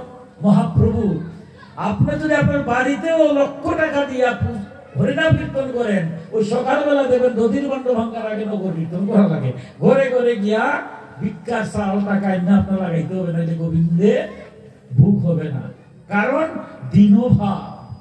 মহাপ্রভু কি করেছেন? কঠিন তত্ত্ব কথা, তৃণাদ শুনেছেন ও তরুণী বা সহিষ্ণুনা অমানিনা মানতেন কীর্তনা সদাহরি। যিনি তৃণের মতোহীন, গাছের উপর দিয়ে হেঁটে যাচ্ছেন, গাছ কিছু বলছে না, গাছকে কেটে ফেলছেন সহ্য, আর নিজের কোনো সম্মান নাই, আমাকে অপমান করো, ভগবানের প্রার্থনা, অপমান করো, আমার সহ্য করতে দাও, কিন্তু আমি যেন কাউকে অপমান করি না। কেউ সবার কিন্তু ভগবান আছেন, আমি কেন অপমান করবো?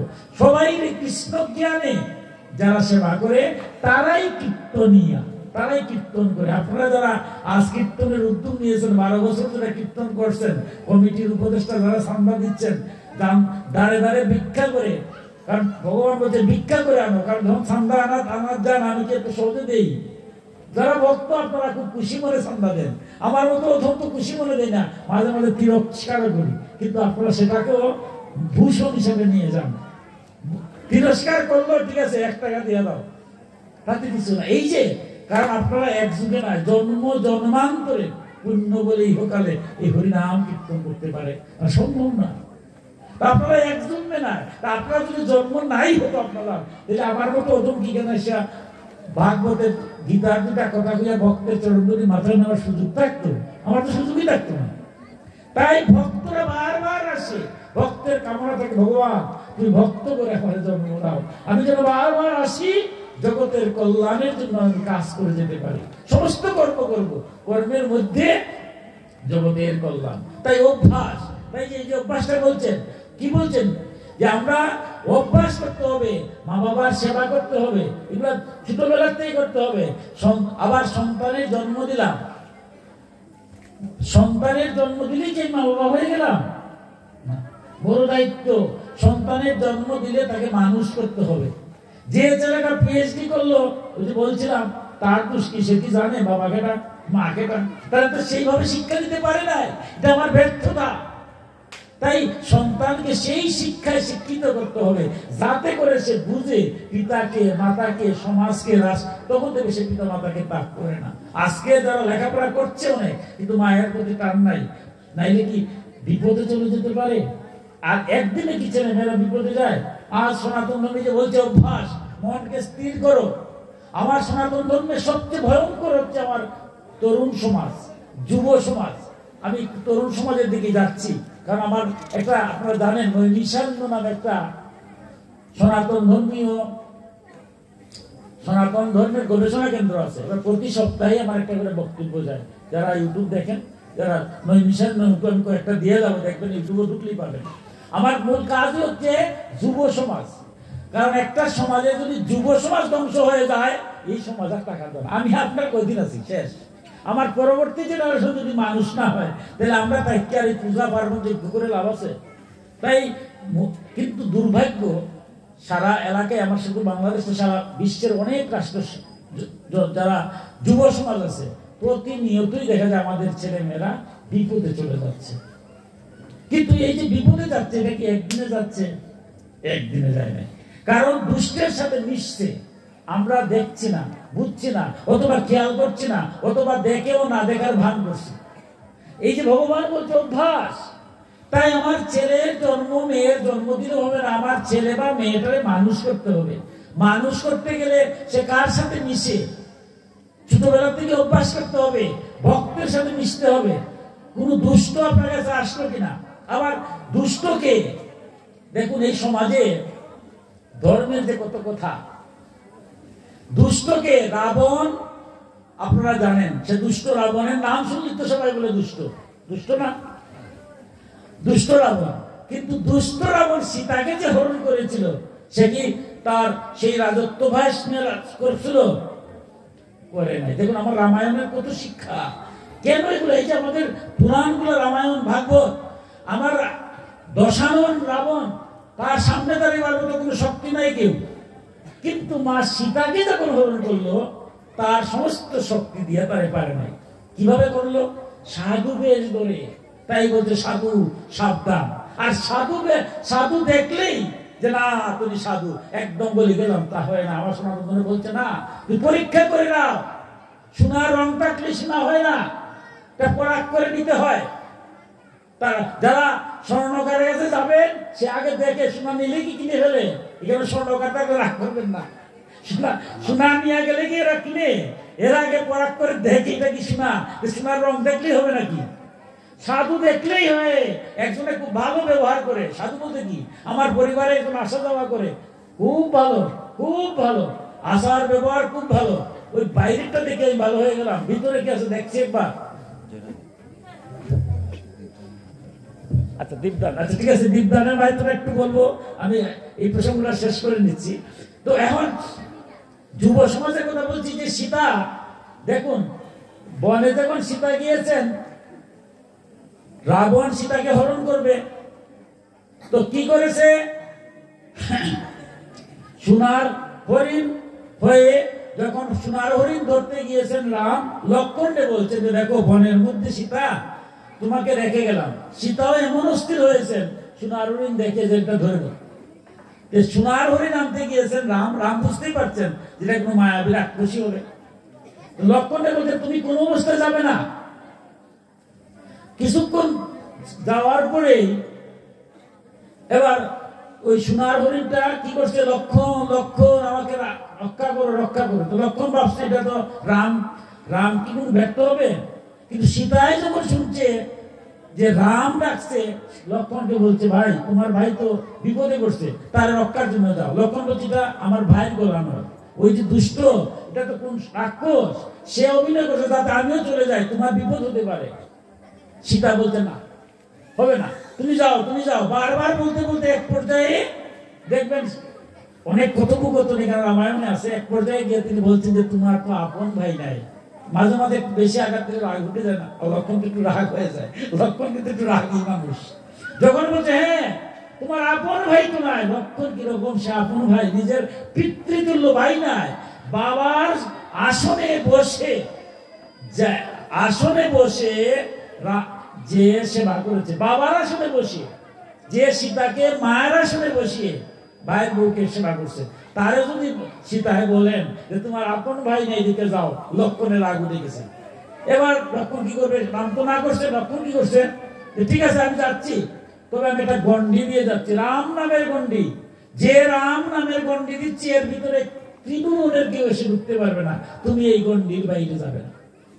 আমাদের ছেলে মেয়েরাও আজকে যারা, সব কথা তো বলা যায় না, বুঝবেন, আমাদের ছেলে মেয়েরা যারা, তাদের একটা গন্ডি দেওয়া হয় যে তুমি খারাপের সাথে চললো না, এর বাড়ি যাইও না। কিন্তু দেখা গেল যে না, বাবাই বললে হবে কি, অমুক খুব ভালা, অমুক খুব ভালা, এর সাথে যেতে হবে, এর সাথে চলতে হবে, এই তো আমাদের অবস্থানটা। আমরা গন্ডির মধ্যে থাকি না। যদি গন্ডির মধ্যে একটা ছেলে মেয়ে থাকে, সেই ছেলে বা মেয়ে কি বিপদে যেতে পারে? লক্ষণের গন্ডিটা কখন, ত্রেতা যুগে, সেই গন্ডি যখন দিয়েছেন রাম নামে, রাবণ তো এবার আসছে তো তারা পোশাক নিয়ে ধরে নিয়ে চলে যাবে, কিন্তু আর ঢুকতে পারে না। এত শক্তি, কারণ ডাকতে দিচ্ছে রাম নামের শক্তি, তো ওই যখনই ডাক ঢাল ঢাল করে আগুন ওঠে, কোন শক্তি দিয়ে রাবণের পারছে না। কারণ রাম নামের যে ধ্বনি, রাম নাম দিয়ে সে একটা দাগ দিয়েছে, গন্ডি দিয়েছে, সেখানে ঢুকতে পারে? এবার চিন্তা করলো সীতারে তো হরণ করা যাবে না। এই দেখেন কে সাধু হচ্ছে, দুষ্টের চিন্তাটাই দুষ্ট চিন্তা।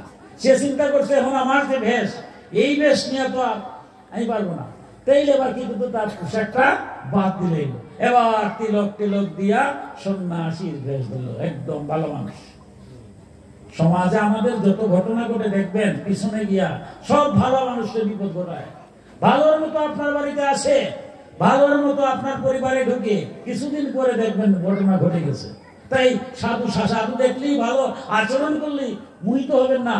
কারণ কি করছে রামায়ণে, তখন সে সাধুর বেশ ধরে, সন্ন্যাসীর বেশ ধরে বলছে ভিক্ষা দেখি, ভিক্ষা।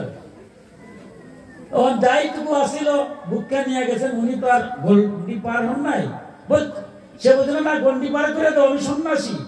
কিন্তু দেখুন পারিবারিক আইন, যত বড় সন্ন্যাসী হোক না কেন, পরিবারের আইন বাদ দেওয়া যাবে না। যেহেতু যখন সীতা দেবীর কথাই দেখুন, এগুলো তো লীলা করে গেছেন আমাদের শিখার জন্য। তিনি জানকী মা, তিনি প্রথম বলছেন যে না, আমার দেবর যেহেতু রাম নামের ধ্বনি দিয়ে গেছে, এর বাইরে আমি যাবো না। কিন্তু তখন সে কি করলো, যে দেখো আমি সন্ন্যাসী, অভিশাপ দেব, তোমার স্বামী মারা যেতে পারে, তোমার দেবর মারা যেতে পারে। এগুলা দুষ্টর কথা আমার শুনে অবস্থা নাকি, আমার যদি বিশ্বাস থাকে রাম নামের প্রতি, ওই ওর কথাই কিছু হবে নাকি। কিন্তু মানুষের মন তো, মনুষ্য দেহ নিয়ে দেখুন, আমার সীতা দেবীও ঠিক থাকতে পারলেন না, নাইলে কি রামায়ণ সৃষ্টি হতো? সীতা দেবীও ঠিক থাকতে পারলেন না, দুষ্টদের শক্তি এত বেশি। রাবণ এমন ভাবে আনাইয়া বিনাইয়া সীতাকে বলছে, সীতা সব দিক চিন্তা করিয়া কি করলেন, ওই গণ্ডির বাইরে এসে ভিক্ষা যেমনে না দেখতে গেলেন, এই তো তার স্বরূপ চলে গেল। আজ আমাদের সমাজে যে সমস্ত সুযোগ সন্ধানী দুষ্ট যারা, তারা এসে কি করে, ভালো বেশ করে একদম সাধুর মতো খুব ভালো এ ধরে, এর কিছুদিন পরেই দেখা যায় আমার ছেলে মেয়েরা বিপদে চলে যায়। আমার সজাগ থাকতে হবে, প্রতিটা ছেলে মেয়েকে লেখাপড়া করব, কিন্তু দেখতে হবে যাতে কোনো দুষ্টের ফাঁদ দিতে পারে না, কোনো সাধু বেশ ধরে এসেও যেন কাউকে নিতে, বুঝতে হবে যে স্বর্ণটা ঠিক আছে কিনা। তাই আমাদের বারবার যে কথা বলছিলাম, অভ্যাস যদি ছোট থেকে অভ্যাস হয়ে যায়, ছোট থেকে যখন অভ্যাস হয়ে যায় সৎ পথে চলবো, সাধু সঙ্গ সর্বশাস্ত্রে কয়, লবমাত্র সাধু সঙ্গ সর্বসিদ্ধি হয়। অসাধু সঙ্গ করার কারণেই জগতে অকল্যাণ হয়। তাই অর্জুনকে বলতে, হে অর্জুন, প্রতিটা ক্ষেত্রেই অভ্যাস করো, ধীরে ধীরে সাধু সঙ্গ করো, অসাধু সঙ্গ ত্যাগ করো। একসাথে তোমার দেখবে অটোমেটিক তোমার পরিবার, সমাজ, রাষ্ট্র সব সুন্দর হয়ে যাবে। তাই বলতে অভ্যাস এবং বৈরাগ্যের দ্বারা মনটাকে বশীভূত করে ফেলো। কারণ যখন তোমার অভ্যাস হবে প্রতিদিন একটু জল তুলসী দেবো, প্রতিদিন সাধু সঙ্গ করবো, একটু গীতা ভাগবত করবো, সবটা জানবো, সব করার মধ্যে দিয়ে দেখবে আমার মনটা ধীরে ধীরে স্থির হয়ে গেছে। কারণ মনটা যদি স্থির না হয় তাহলে এই জগতে করা যায় না। এবার অর্জুন আরেকটা কথা বলছেন, কত কথা শেষ তো করা যায় না, রাত্র অনেক হয়ে গেছে, বেশি সময় নেই। এবার অর্জুন কি বলছেন? অর্জুন বাচা ও জ্যোতি শ্রদ্ধয়া উপেতা জগৎ চরিত মানস অপ্রাপ্য যুগ সংসিদ্ধম কামগতিম কৃষ্ণ গচ্ছতি কশ্চিৎ নৌবয়ো বিভ্রষ্টা চিন্নাভ্রমিতি নশ্যতি অপ্রতিষ্ঠা মহাবাহু বিমূঢ় ব্রহ্মণোপতি এতৎ মে সংশয়ং কৃষ্ণ চক্ষু অহর্ষি শিশুত তদ্ধন্য সংশয়স্য চেত্তানো হি উপবুদ্ধতে। অনেক কথা বলেছেন। বলছেন, হে ভগবান, তুমি যে বলছো শ্রদ্ধাযুক্ত হয়ে মনকে স্থির করার জন্য অভ্যাসের দ্বারা, অর্থাৎ ভগবানকে প্রতিদিন নাম গুণ কীর্তনের দ্বারা ধীরে ধীরে মনকে স্থির হবে। এই যে স্থির হওয়া, সবসময় তো পুরাটা স্থির হতে পারবো না। কিছু স্থির হলাম, তোমার একদিন জল তুলসী দিলাম, আর একদিন দিলাম না। দেখুন অর্জুন আমাদের মনের কথা বুঝেন। তাই বলছে ভগবত আমি কিছু কেউ করলাম, কিছু করছি, বেশি করছি না। আবার একদিন কীর্তনে গেলাম, ভগবানের নাম শুনলাম, আর এক মাসের ভিতরে আর খবরই নেই। আচ্ছা, এখন যদি তোমার কিছু কর্ম করি আর কিছু কর্ম করি না, কিছু তোমারে ডাকি, কিছু তোমারে ডাকি না, কিছু ভালো কর্ম করলাম, আবার খারাপও কিছু করছি, এবার তুমি কি করবা? আমার কি ভালো কর্মগুলো সব বাদ হয়ে যাবে? এই যে আমরা পূজা পার্বণ করি, আপনারা প্রতিদিনই ভগবানকে ডাকেন, আমার মতো অধমবার এরকম পারি না। এখন পারি না বলে আমি যেটুকু ভালো করলাম আরেকদিন ভালো করতে পারলাম না, তাহলে কি আমার ভালোটা বাদ হয়ে গেল? ভগবানকে বলছেন, হে ভগবান, আমার মনের মধ্যে সংশয় আরেকটা বেড়ে গেছে। তুমি যে বলছো বৈরাগ্যের দ্বারা এবং অভ্যাসের দ্বারা তোমার সাথে আমি যুক্ত থাকবো। কারণ ভগবানের সাথে যদি আপনি যুক্ত থাকেন তাহলে তোমার বিচ্যুত হওয়ার সময় নাই। আমি যখনই খারাপ কাজে যাব, খারাপ পথে যাব, বিপদে যাব, কখন যাবো বিপদে? আমার ছেলেমেয়েরা বিপদে কখন যায়? যখন ভগবান থেকে দূরে থাকে। যে ভগবানের সাথে যুক্ত থাকে সে কি বিপদে যেতে পারে? একটা পুকুরই কেন আছে, তো পুকুরের সাথে যদি একটা নদীর সম্পর্ক থাকে, ধরুন পাশে একটা নদী আছে, তো জল যদি শুকিয়ে যায়, এখন সামনে তো শুকনার দিন, কিন্তু নদীর সাথে যার যুগ আছে, জল যত শুকাবে নদীর থেকে চলে আসবে। বা ডিপ টিউবওয়েল যদি তাকে সবসময় পানি পড়ে, তাহলে জল এদিকে শুকাবে, ডিপ টিউবওয়েল থেকে জল গিয়ে আবার ভরে যাবে। তাহলে কি আমার জল কি শুকাতে পারে? তাইলে ভগবান তো এতক্ষণ যা বলছে যে আমার সাথে যুক্ত, অভ্যাসে যুক্ত হয়ে যাও, আমার সাথে যুক্ত হলে তোমার মন আর চঞ্চল হবে না। কিন্তু অর্জুন বলছে, তোমার সাথে কে সবসময় যুক্ত হওয়া যায়? কিছু সময় যুক্ত হতে পারি, আবার কিছু সময় যুক্ত না হতে পারি। তাইলে এমন কিছু সময় যে হলাম আর কিছু সময় যে হলাম না, এতে আমার গতিটা কি হবে? এখন এটা তো আমরারও কথা। আমরা যে এখন মাঝে মাঝে পূজা সবদিন করি না, সবদিন যখন পারি না তাহলে বাদ দিয়ে দিই।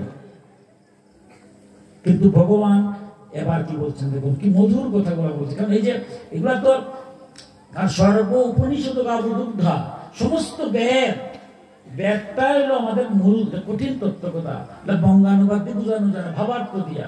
এই বেদের কথা 108টা উপনিষদে ব্যাখ্যা করছে। এই উপনিষদ বেদ বলা হয়েছে গাভী।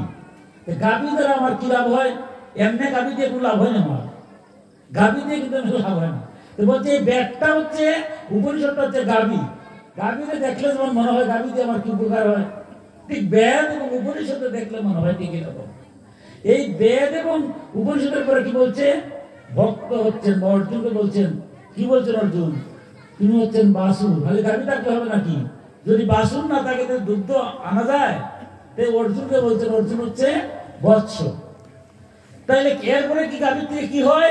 পুষ্টিকর দুগ্ধ, যেটা খাইলে আমার অমৃত স্বরূপ। এই দুগ্ধ কে পান করে? ভক্তরা পান করে। তাহলে বাসুর যেভাবে দুগ্ধ সংগ্রহ করে অর্জুন তো একটা প্রশ্ন করছে, করে করে ভগবানের কাছ থেকে এই অমৃত স্বরূপ সকল উপনিষদের দুগ্ধ স্বরূপ সেটা আনছে, আর ভক্তগণ সেই দুগ্ধ পান করছেন। এবার ভগবানকে সেই প্রশ্ন করেছেন, এবার আমরা ভগবান কি বলছেন দেখুন। ভগবান বাচা পার্থ নৈবৈনা রামত্র বিনাশতস্য বিদ্যতে নোহি কল্যাণ কৃতঞ্চিত দুর্গতিম তদ্গচ্ছতি। হে পার্থ, সেই পুরুষের না ইহকালে না পরকালে নাশ হয়ে থাকে, কেননা হে প্রিয়, কোন শুভ কর্মকারী অর্থাৎ ভগবতার্থে কর্মকারী ব্যক্তি দুর্গতি প্রাপ্ত হয় না। প্রথম বলছেন যে দেখো পার্থ,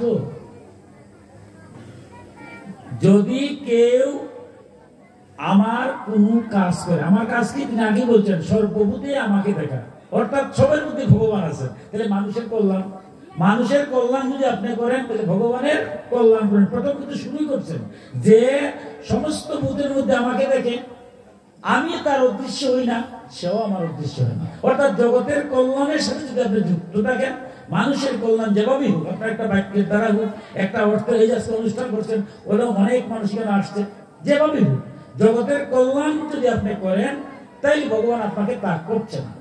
এবার ভগবান বলছেন যদি কেউ আমার জন্য অর্থাৎ জগতের কল্যাণ কিছুও করে থাকে, তার কখনো দুর্গতি হয় না।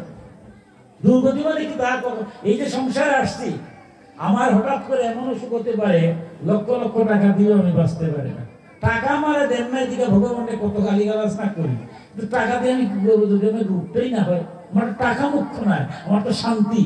কেন টাকা দিচ্ছে দরকার নাই আমার, এইভাবে যদি আমি চিন্তা করি যা দিছে ভগবান তাতে আমি খুশি। তাই বলছে যারা আমাকে ডাকে বা আমার কথা মতো কাজ করে বা যারা আমার সেবা করে, আমার সেবা মতো জগতের কল্যাণের কার্য করে, তারা ইহকালে বা পরকালে কোনো কালেই বিনষ্ট হয় না। একটু কথা ইঙ্গিত দিয়ে গেছেন, ইহকাল এবং পরকাল। তাহলে পরকালেও অর্থাৎ যে আমাদের একটু পরের শ্লোকে গিয়ে বলছেন, অর্থাৎ কিছু ভালো কাজ করলাম, কিছুর একটা ফল পাবো, কিছু যে মন্দ কাজ করলাম তার তো একটা ফল পেতে হবে। তাই তিনি পরের শ্লোকে গিয়ে খুব মধুরভাবে বলছেন, হে অর্জুন, যুগভ্রষ্ট পুরুষ পুণ্যবানদের লোকসমূহ অর্থাৎ স্বর্গাদি উত্তম লোক সকল লাভ করে অনেক বর্ষ সেখানে বসবাস করে, এরপরে আবার কি করে শ্রীমান ভক্তি কুলে সে জন্মগ্রহণ করে থাকে। জ্ঞানবান যোগীরার কুলে জন্মগ্রহণ করতে পারে, নিঃসন্দেহে এই জন্ম অতি দুর্লভ। দেখো যারা ভালো কাজ করে তারা কিছু খারাপও করছে, খারাপ কাজ করলে পরে তো কিছু ভোগ করতে হবে। তবে আমাকে যারা ভালো কাজ করছে, ভালো কাজের জন্য কিছুদিন আমার সাথে থাকবে, এরপরে আবার তাকে আমি একটা সুযোগ করে দিই, হয়তো কোনো ভক্ত করে সবার জন্ম নেবে। এই যে আপনারা ভক্ত করে আসছেন, এরাও গীতার ভাষায় যুগভ্রষ্ট, কারণ পূর্বজন্মে কিছু ভালো করছেন, এই জন্য আপনারা সুযোগ করে দিই। যুগে যারা ভক্ত, ভগবানই বলছেন ভক্ত করে জন্ম না নিলে তার ভক্ত হতে পারতেন না। তো আপনারা পূর্ব জন্মের জন্মান্তরে পুণ্যর ফলেই এই জন্মে ভক্ত করে এসে জন্ম নিয়েছেন বিদায়ী আজ ভগবানের নাম গুণকীর্তন করছেন। তাই অর্জুনকে বলছেন, হে অর্জুন, আমার নাম যারা নেয়, আমার কথা মতো যারা কর্ম করে, তারা কখনো বিনাশ হয় না। তারা হয়তো কিছুদিন আমার সাথে অবস্থান করার পরে আবার সে যুগভ্রষ্ট হয়ে কোন ভক্ত কুলে জন্ম, এটা দুর্লভ জন্ম। সুতরাং এই জন্মে গিয়ে আবার পূর্বজন্মের কথা ভুলে যায় না, তার কিছু পূর্বজন্মের সংস্কার থেকে যায়। এই সংস্কারের দ্বারা ইহকালে আবার সব কর্মের মধ্য দিয়ে আবার সে আমাকেই প্রাপ্ত হয়। যেমন ধরুন আমরা যারা চাকরি বাকরি করি, এটা ট্রেনিং হলো, আমরা এরপরে অধিবাস কীর্তন আছে, আমরা যাব না, এখানে শেষ করে রাখবো। কিন্তু এই যে এখন যে শ্লোকটা, এই শ্লোকটা ব্যাখ্যা করাটা খুব কঠিন, কারণ শ্লোকটা বলা না কিন্তু ব্যাখ্যাটা কঠিন। কি বলছেন যে আমার যারা ডাকে, যেমন আপনারা আসলেন কিছু কিছু ডাকলেন প্রতিদিন, বলছেন না তার যা করতে সব আমি লিখে রাখবো, তার জন্য আমি আবার ভক্ত কুলে পাঠাবো, তার বিনাশ নাই। ওই কুলে পূর্ব জন্মের সংস্কারটা তার মধ্যে থেকে যাবে, থেকে যাবে বিদায় সে আমারই ভক্ত হবে এবং এই জন্মের পরে সে আমাকেই প্রাপ্ত হবে। কারণ দেখবেন কেউ কেউ এই সংসারে এই যে আপনারা দিন রাতি কেন আসছেন, ভগবানের নাম গুণকীর্তন করছেন, আমার মতো কত অজুহাত দেখাইয়া আপনার সাথে যুক্ত হতে চাই, কারণ আমার সংস্কারের অভাব। আর আপনারা দেখবেন আমার সমাজের মাঝে আমরা দেখি এই যে আপনারা সারাদিন পরিশ্রম করার পরেও গোবিন্দর ডাকের জন্য আপনারা চলে আসছে, গোবিন্দের কৃপা। গোবিন্দের কৃপা না হলে এটা সম্ভব হয় না। তাই জন্ম জন্মান্তরে আপনি যদি ভগবান একটু ডাকেন, ভগবান আপনার ডাক আপনার কর্মটাকে কখনো ভুলে যায় না। এই যে কথাটা বলছেন, আমি একটা বাস্তব ঘটনা আমাদের পৌরাণিক রামায়ণ এবং মহাভারত, ত্রেতা এবং দাপর যুগের দুইটা ঘটনা বলি। ভগবান কিভাবে ভক্তের আপনি ভগবানকে ডাকছেন দিনরাত, আর ভগবান কি আপনার জন্য কি বলছে, ভক্ত আমার মাতা পিতা, ভক্ত আমার গুরু, ভক্তই আমার নাম দিয়েছে বাঞ্ছা কল্পতরু। ভগবান বলছে দেখো, ভক্তরা যদি আমার না ডাকতো এই জগতে আমার নাম ডাকতো না। ভগবান এই উল্টা ভক্তের জন্য সেবা করে। এখন বলেন এটা কিরকম কথা, দেখুন সেই রামায়ণ থেকে একটু শুরু করবো অতি সংক্ষেপে, কারণ তো শেষ করা যায় না, কারণ একটা আরম্ভ করলে বিশাল। রামায়ণ থেকে শুরু হবে আর কলিতে শেষ হবে। হ্যাঁ, দেখুন আমাদের রামায়ণের যে ঘটনাগুলা আমি অতি সংক্ষেপে বলছি। রামচন্দ্র বনবাস ত্যাগ করে এই যে গত দিবান্বিতা কালী পূজা গেল, ওই দিন তো আমরা আকাশবাতি জ্বালাইছি।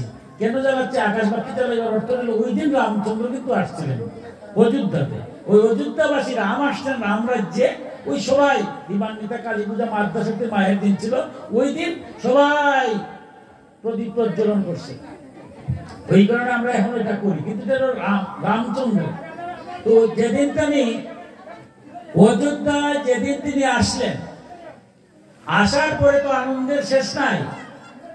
আসছেন রামচন্দ্র 12 বছর পরে, এবার তো কৈকি যার কারণে গিয়েছিলেন উনিও কান্নাকাটি করছেন, সব দুঃখ শেষ, তার কিছু নাই। পরের দিন ভরত, রাজ্যটা সিস্টেম আছে না, রাজ্য যার চরণ পাদুকা দিয়ে রাজ্য শাসন করছেন, এবার সেই পাদুকা তার রামকে পরিয়ে দিয়ে রামকে সিংহাসনে বসিয়েছেন। দেখুন এটা কঠিন কথাটা, দেখুন রামায়ণের যে কথাগুলা কত কঠিন তত্ত্ব কথা।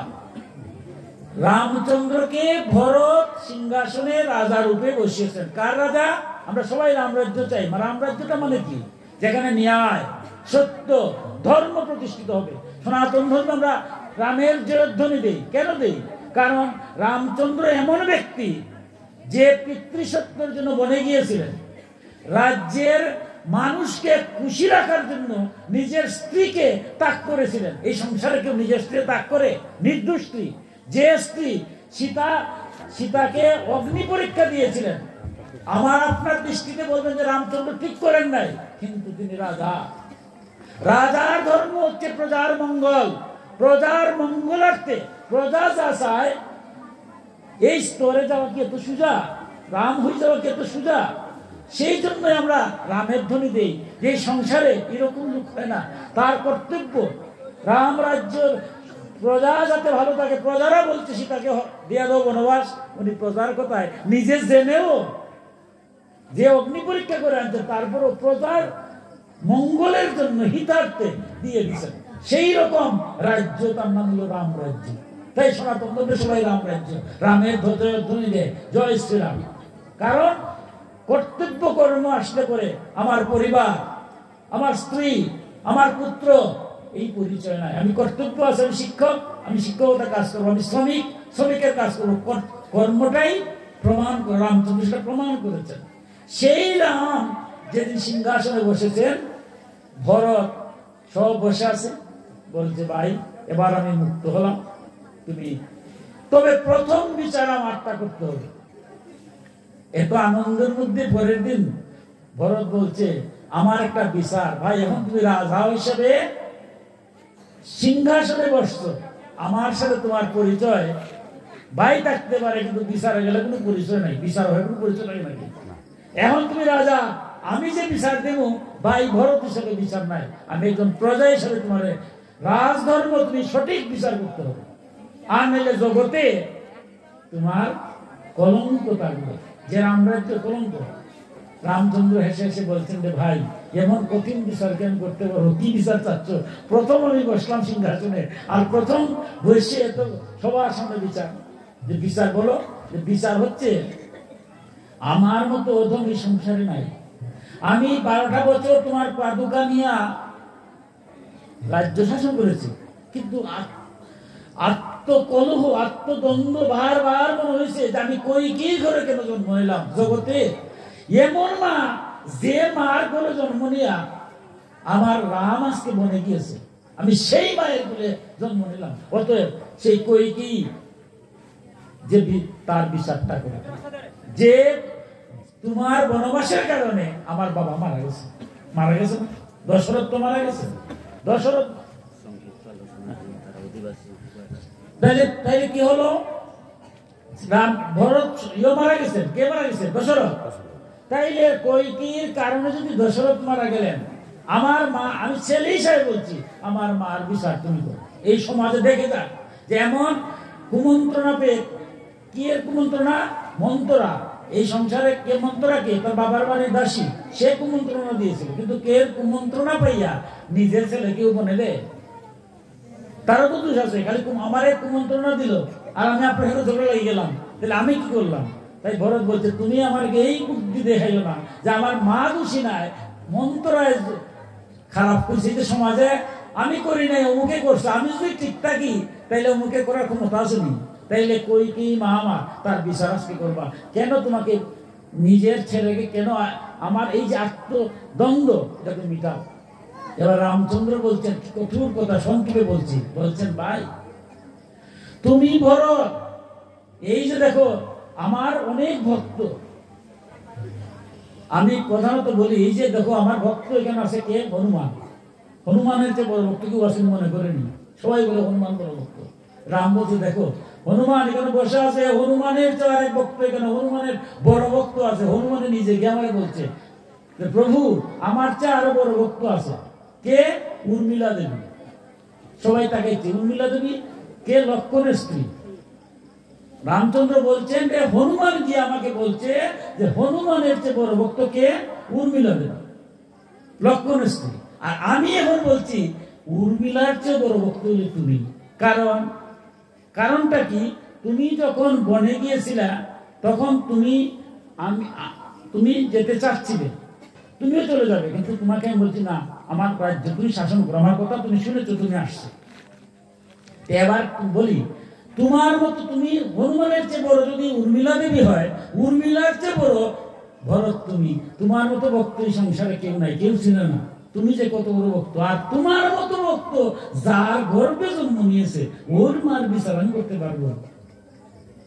কারণ একজন ভক্ত যে ঘরে জন্মে তার 7 পুরুষ মুক্তি হয়ে যায়, আর তোমার মা। অতএব তোমার মার বিচার করা লাগবে না।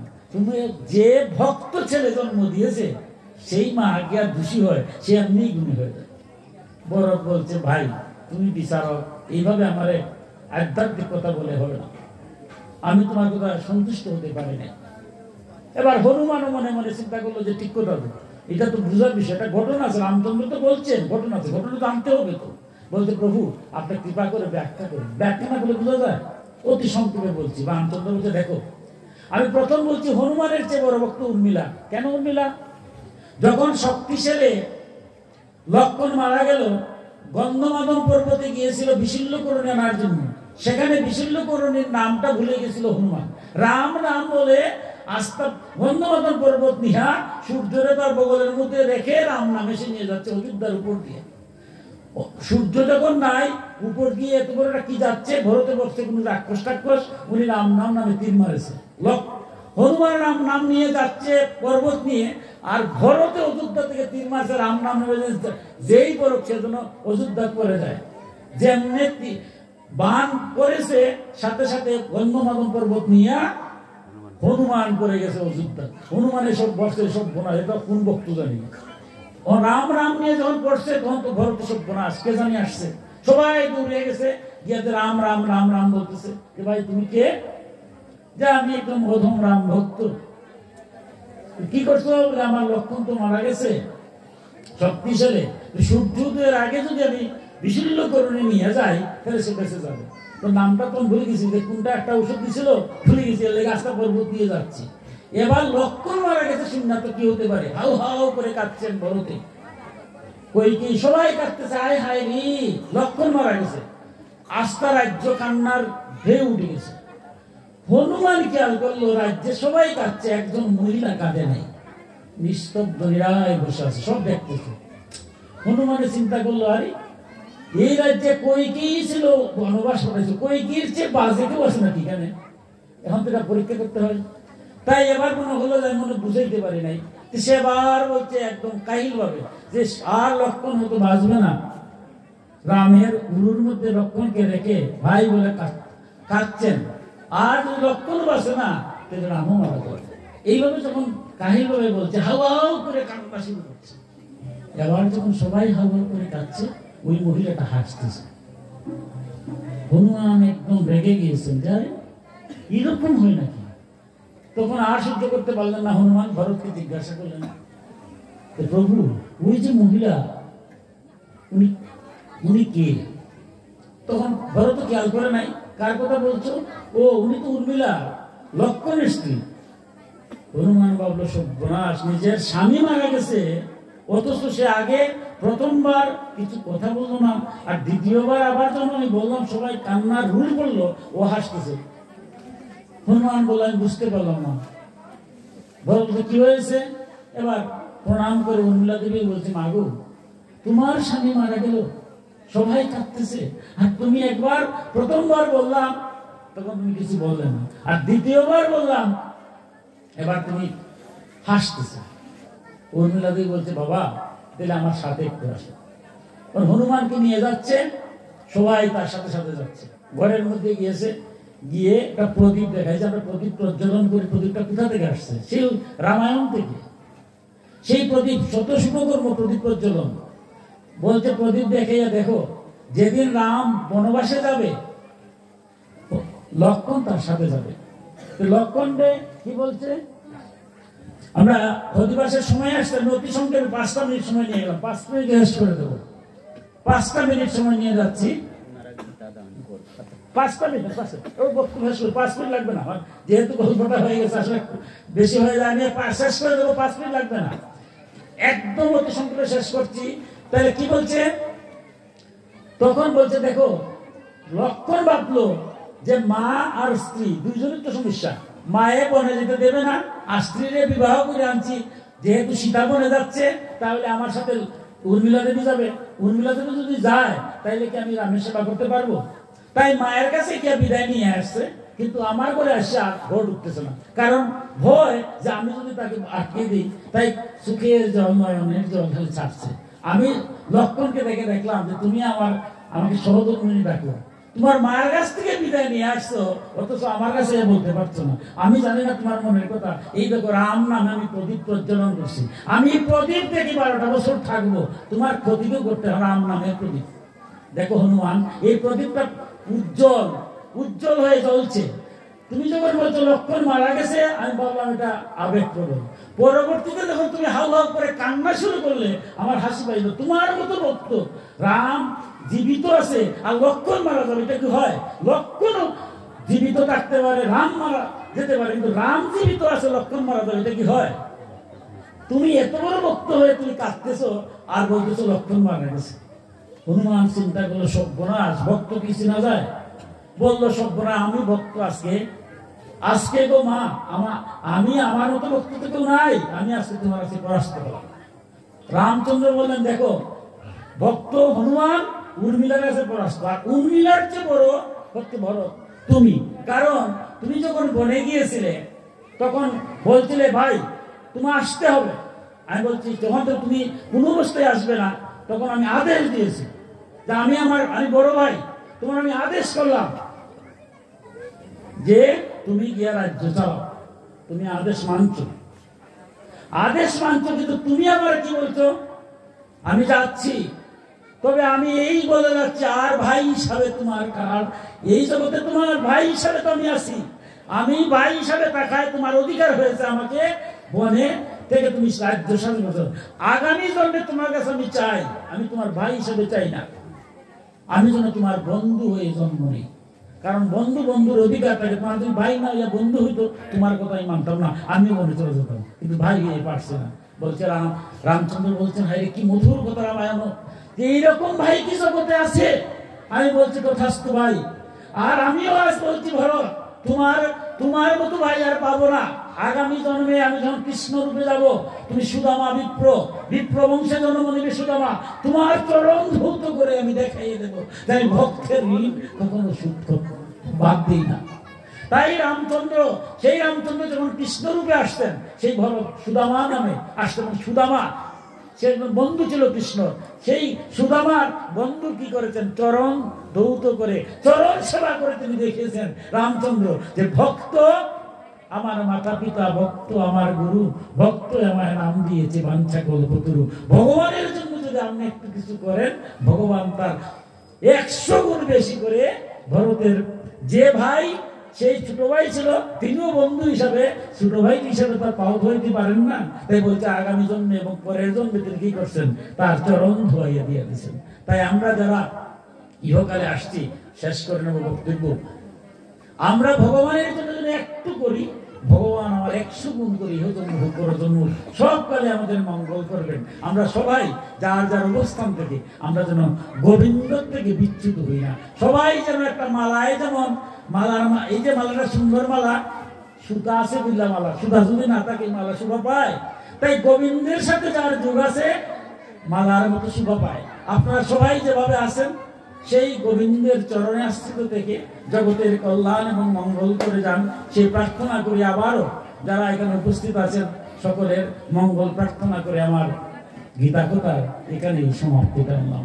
সর্বে ভবন্তু সুখিনো, সর্বে সন্তু নিরাময়া, সর্বে ভদ্রাণি পশ্যন্তি, মা দুর্ভাগ হবে। এই পৃথিবীর সকলে সুখী হোক, সকলে রোগমুক্ত হোক, কেউ যেন দুঃখ না করে, সকলে শান্তি লাভ করুক। ওম শান্তি, ওম শান্তি, ওম শান্তি। জয় জয় নিতাই গৌর শ্রীনাথ প্রেমানন্দে হরি হরি বল। জয় জয় নিতাই গৌর শ্রীনাথ প্রেমানন্দে হরি হরি বল। জয় জয় নিতাই গৌর শ্রীনাথ প্রেমানন্দে হরি হরি বল। হরে কৃষ্ণ কৃষ্ণ কৃষ্ণ হরে হরে, হরে রাম রাম রাম হরে হরে, হরে কৃষ্ণ কৃষ্ণ কৃষ্ণ হরে হরে, হরে রাম রাম রাম হরে হরে, হরে কৃষ্ণ কৃষ্ণ কৃষ্ণ কৃষ্ণ হরে হরে, হরে রাম রাম রাম